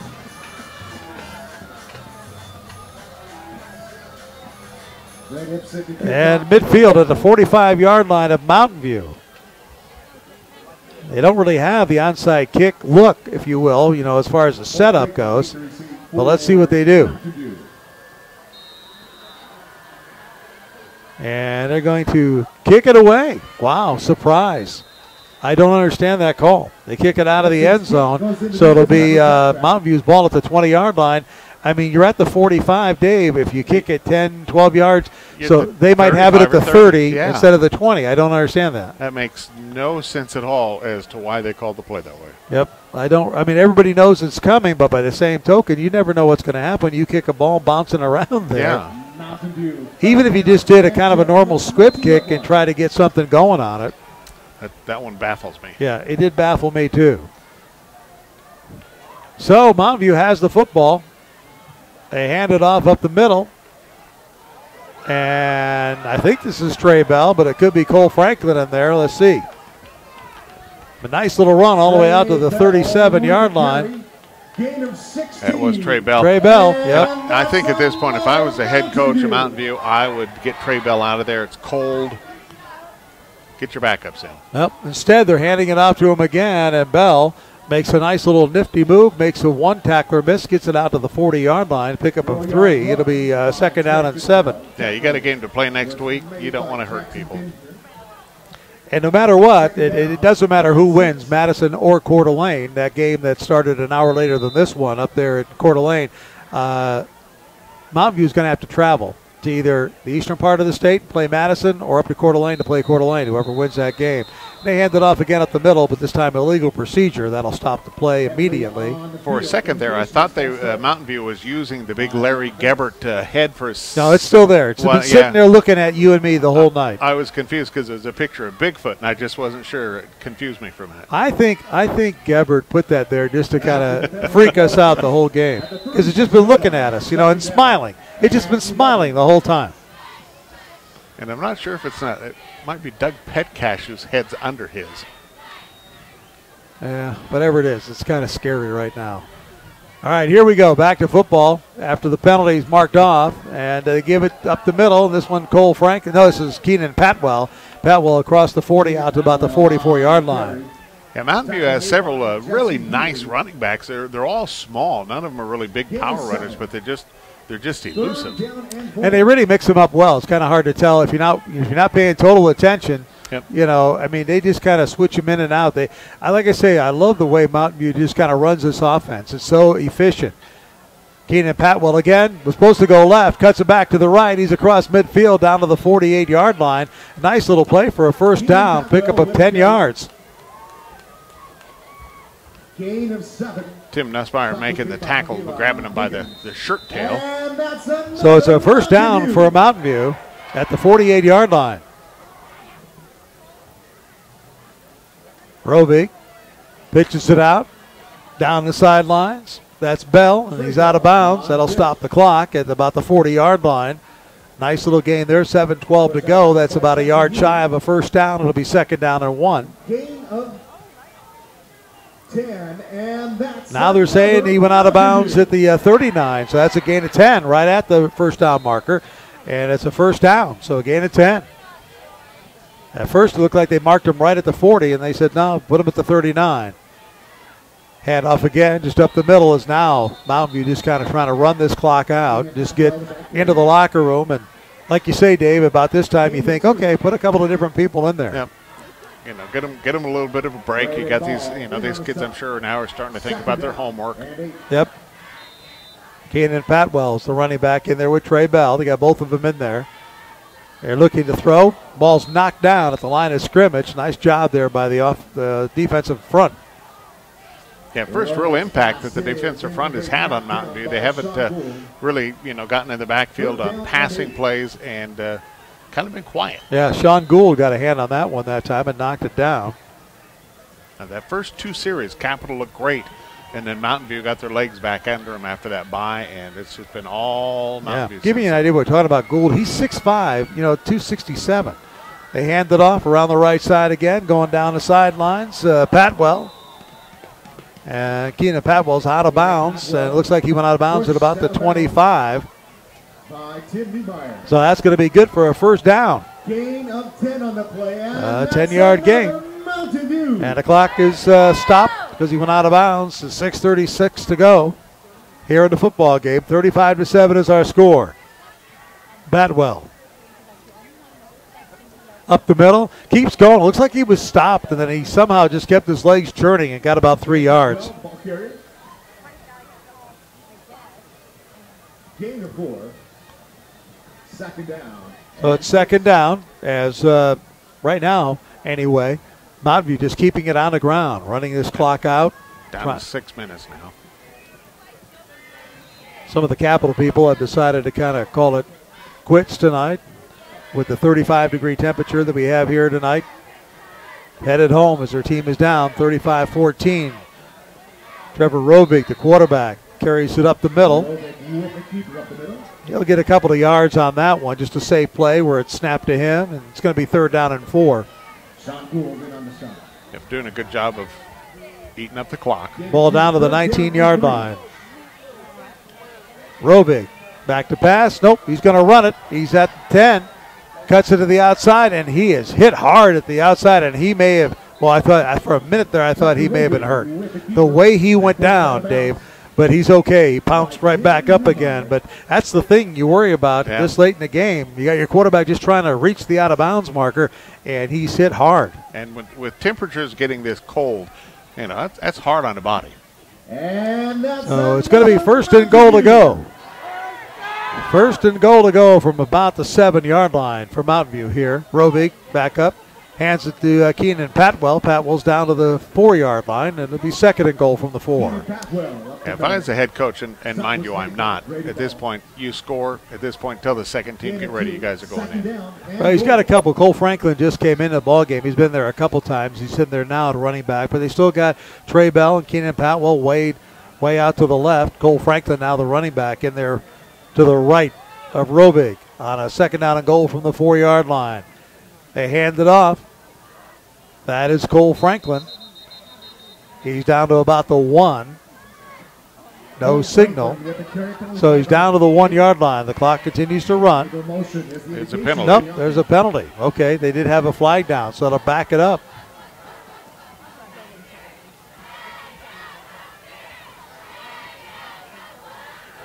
Illegal procedure against Mountain View. Back it up 5 yards.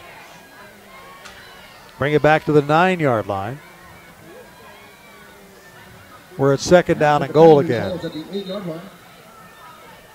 2nd and goal.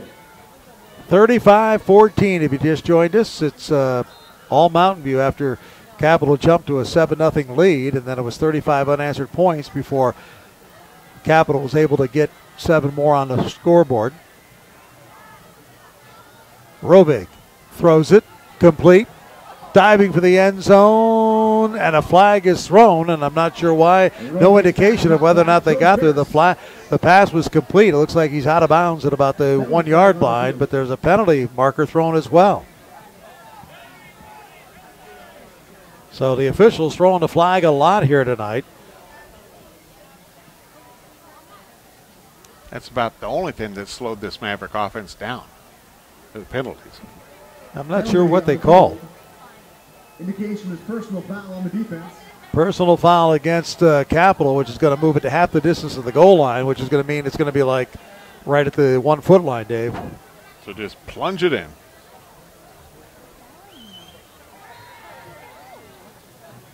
This Mountain View team averaging 55 points a game, giving up only 10 a game. Took a week off Head coach Judd Benedict was a little bit worried about what that might mean for this squad. So far, it hasn't meant a whole lot. I think early on, there was a little reason to be worried because they weren't playing as well as they had been.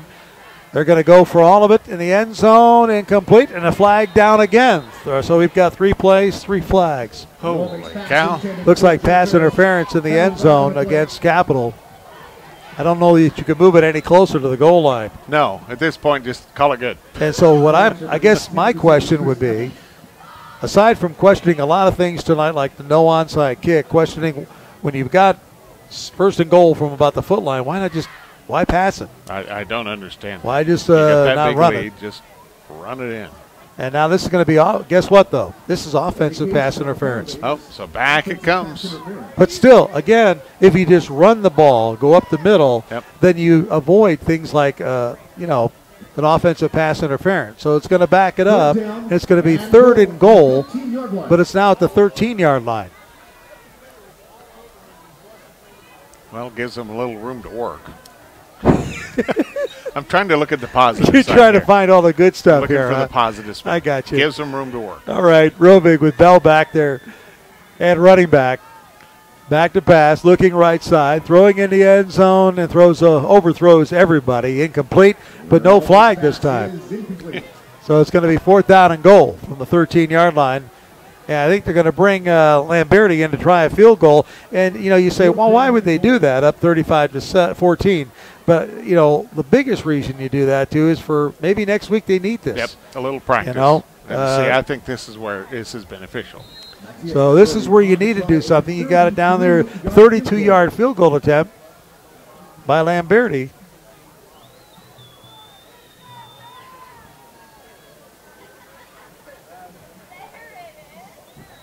And here we go. High snap. The kick is blocked.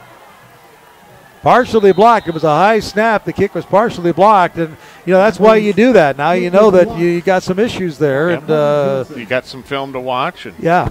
You try to figure out what happened there because you may need that next week. So we'll hold it here as Capital's going to get the football with 4:44 to go here in the football game, 35-14 in favor of Mountain View. Actually, watching a replay back of that on our camera, that was just a bad kick. Was it? Nobody got it. It was just a muffed kick. Wow. Maybe that's why they needed the practice, huh? Yeah, I'm thinking so. It didn't look. It looked like it got hit by somebody. Yep. All right, Korf back to pass, throws out on the flat. It's complete, and out to about the 28-yard line. Jesse Healy is the intended receiver, and he has it. He gets about 7 yards. It's going to be 2nd down and 3. Eric Gibson and Eric Hahn making the stop. Gain of 7, 2nd down and 3. 2nd down and 3 for Capital, down 35-14. Handoff goes straight up the middle and didn't fool anybody from Mountain View as Kyle Larson is brought down. Interesting play choice. It's 4:06 to go. I mean, you're trailing by 21 points, and you hand it off up the middle. It's almost as if you resigned to the loss, to me. 3rd down, and the onside kick was a resignation to me, quite frankly. Handoff up the middle. This one's going to get some running room. And out across the 35 to the 36-yard line, and a nice little run that time. Yeah, that's a new player in there. I hadn't seen that. That's Jonah Baker. We mentioned his name, that he was in the ball game a little while earlier, but that's the first time we've seen him here. So nice run by Jonah Baker. Gets it out to the 37-yard line. 1st down and 10 for Capital. They sent Healy in motion, handed off to him right side. He's got some running room out across the 40-yard line to near the 44. And that's a pickup of 7. So Capital getting a couple new players in there.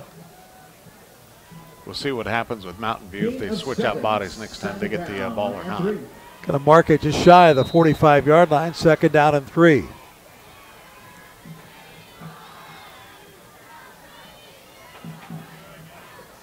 Drew Korf at quarterback. Steps up in the pocket, throws it. The pass is intercepted.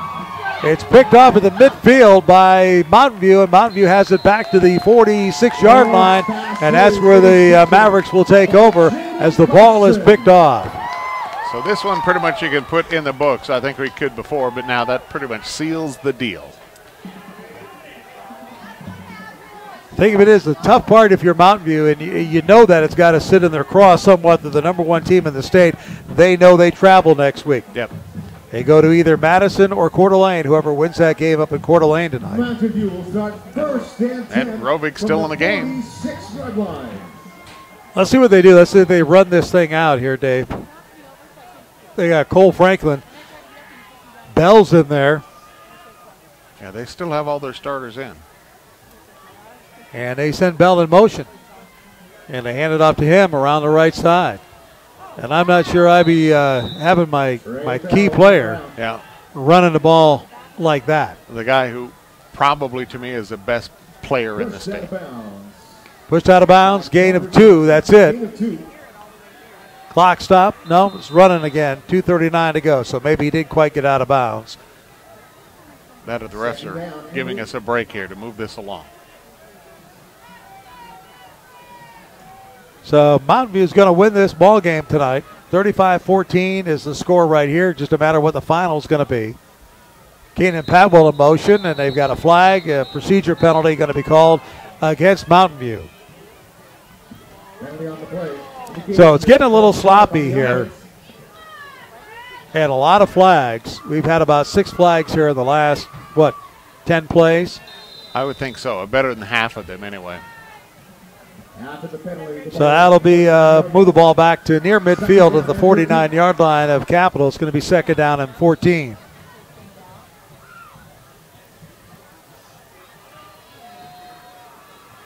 And now Mountain View just taking a little bit more time looking over there. Again, getting the calls from the sidelines. Trevor Rovig at quarterback. Pitches it out to Cole Franklin down the sidelines. He's pushed out of bounds, and that'll stop the clock. 1:52 to go in this football game. So, I don't know, Mountain View looking pretty good tonight, Dave. I don't think the layoff hurt them too much, and they did get off to a slow start, but once they got their rhythm, they were back the way they've been all year long. Yep, they look real good on defense. That first 2 series of plays for offense, just not very good. And their defense, first couple series, not very good. But after those first series, they were fine. So 3rd down and 9. And Rovig hands it off to Cole Franklin up the middle. He's at the 40, 35, 30, cuts up the middle. He's down to the 10, still going down to about the 5-yard line, maybe to the 4. Cole Franklin with a big carry all the way inside the 5. 40-yard gain, give or take a yard, and it's 1st and goal to go for Mountain View. And the Mavericks get down there and they line up quickly. They want to tack on some more points. There's no question about that. Handed off to Cole Franklin. He's in for the touchdown. So Cole Franklin, a couple of nice runs, a 40-yarder, doing most of the damage, and they're making no doubt here that they are the number 1 team, up 41-14 with 1:33 to go here in regulation. So Lamberti will come on for the try and the extra point. Yes, Lamberti for the point after.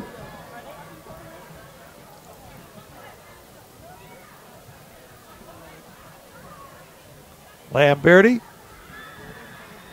trying to make it 42-14. The kick is up, and it is good. We'll take a 1-minute timeout. We'll be back. 42-14. We'll come back for the final 93 seconds of this one after this on Sports Radio 630 The Fan. In 1975, John Jackson started Jackson's Food Stores with 1 service station. Now Jackson's is more than 200 stores strong in 5 states, and they invite you to stop in to help celebrate their 40th anniversary. Jackson's takes pride in serving the Treasure Valley, not just with their great products, but also with their dedication to community, having raised millions for charity. In fact, Jackson's Food Stores supports the 630 The Fan MVP Fund benefiting student athletes. Jackson's Food Stores, homegrown in the Treasure Valley. Your station for Treasure Valley High School football is Sports Radio 630, The Fan. Now the Mountain View Mavericks are going to move on to play either Madison or Coeur d'Alene. Whoever wins that game, which is currently underway in Coeur d'Alene, as right now Mountain View leads Capital 42-14 here at Mountain View High School. Wayne DeZubak, Dave Burnett with you for the final minute 33 of regulation on a chilly night. Temperature in the low 30s now.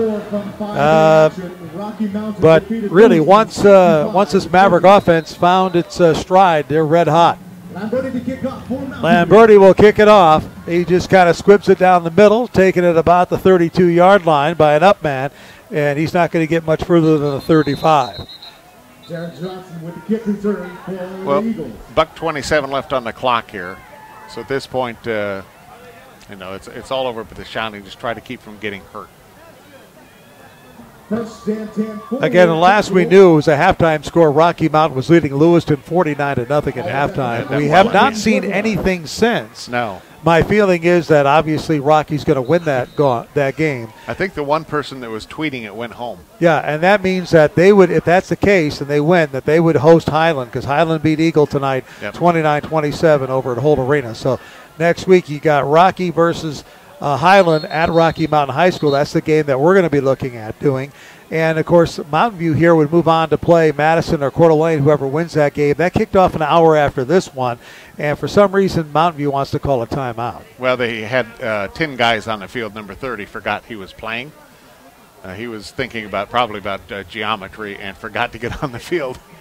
Well, I'm going to do something I very seldom do while I'm looking at I'm going to go ahead and look at Twitter a little bit while we're talking here, Dave. Because I'm trying to find out the Middleton BK game. That was a big game. It was close. Last time we saw it was tied up. Yeah, they were real close in that one, closer than I thought. I thought BK would be handling that one, but Middleton giving them all that they could deal with. Yep, absolutely. Now Capital's ready to go. It looks like Century won tonight. Who were they playing? Century won 42-35 in overtime. They were playing another Eastern Idaho team. Okay, so Century out of Pocatello has made it. Back to pass is Drew Korf. He throws it out to the right side. It's caught by Jesse Healy. And Healy going down the sidelines to the 45. And now another flag comes out on the far side. And that, I was going to say, there were bodies strewn in everywhere over there in Capital, so it had to be a late hit. Sandpoint leads CUNA 27-0 with 11 minutes to go in that ball game. That's being played up in Sandpoint. Minute 17 left to go in this ball game. Mountain View with it well in hand now, waiting to count off the penalty for the late hit out of bounds. Just kind of taking a look and seeing if there's anything else here that I can find. I really wanted to find that BK, and they're going to mark it off all the way down to the 39-yard line of Mountain View. So with a minute 17 left, that'll give Capital a chance to take a couple pokes at the end zone here. Try to make the score a little more respectable. So Capital with it at the 39-yard line of Mountain View. They hand it off right up the middle, and not much there, down to about the 36-yard line. Matthew Darcy with the carry up the middle. Got some different guys in there for Capital. Yeah, now. Capital trying a lot of different people right now, except the quarterback, obviously, but they've got a whole different group of people in there. Matthew Darcy was the kid carrying the ball. Brandon Locati in there at wide receiver coming to the left. So a lot of different names and faces in there. Over the middle they go, complete down to about the 25-yard line. That's going to be good for a first down. And that was caught. Nice catch that time by Derek Johnson. Yep, Mountain View, playing kind of soft. They got a couple of substitutes in there. So Capital has a first down at the Mountain View 26-yard line as that clock continues to roll. 42 seconds and counting to the end of this game. Mountain View going to advance into the semifinals. They were in the finals last year. Korf gets it away at the last second down the sidelines and out of bounds. He gets it to Sam Brixey. Brixey gets about 9 yards on the play with 28 seconds to go. Let's see if they give him a first down. I think it's going to be close. Nope. He got about 6 yards. And so it'll be second down and 4. Everybody dropped the sticks that time because he was heading right towards the chain gang. So it was hard to tell exactly where they marked him out. They didn't want to get hit. Nope. They're doing what they're told to do. So second down and 4. Korf coming to the near side. Looking into the end zone for Brixey and overthrows him. Yep, you would have had him about 7'9" to get that ball. That's going to bring up third down and 4. And that's going to stop the clock with just a few ticks left. 21 seconds to go in this ball game. And again, 42-14 in favor of Mountain View. Mountain View came out of this game a little bit slow, and Capital went right down the field. Mountain View came out, took the opening kickoff, went 3 and out, and Capital went down the field and scored to make it 7-0. Took a while for Mountain View to get the game tied 7-7, but once they did, it seemed like it was all Mountain View after that as they rolled on to about 28 unanswered points. Throw it out to the outside. It's complete. Brixey making a couple of quick moves, but he's going to be brought down, and I think I see more flags down there. More laundry down there. It's about 14 seconds left in the game and another flag. So Capital at this point, they can now put football to bed for 2015 and get ready for basketball. They have a new head coach at Capital. Scott Moore moves from Valley View over to Capital High School for basketball, which we will have that high school basketball season again coming up for you here in about a month. Hard to believe how quick this football season has gone. It really did go. It seemed really fast this year to me.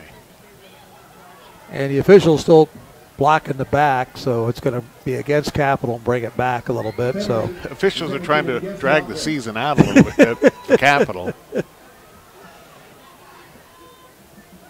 So it's going to bring the ball back to the 30-yard line as this thing now just waiting for the final buzzer is what it is. 42-14 in favor of Mountain View. Sam Brixey coming to the near side. Korf in there at QB. Now he's going to come up under center. Nope, he's going to drop back in the shotgun. He's all by himself with 5 receivers in the pattern. Just seconds to go. Korf throws it over the middle. Nice catch by Lindsay, and then he's just brought down to the ground at the 31-yard line, and that's going to do it. That's going to be the final play of the game, 42-14. The Mountain View Mavericks advance to the semifinals of the 5A playoffs against either Madison or Coeur d'Alene at either Madison or Coeur d'Alene. This team knows that they will have to travel next week. So we'll take a 2-minute break. We'll be back to wrap this up. Again, our final 42-14. Mountain View wins it over Capital on Sports Radio 630 The Fan. Hey, Treasure Valley, Steve's Hometown Toyota in Ontario is all about the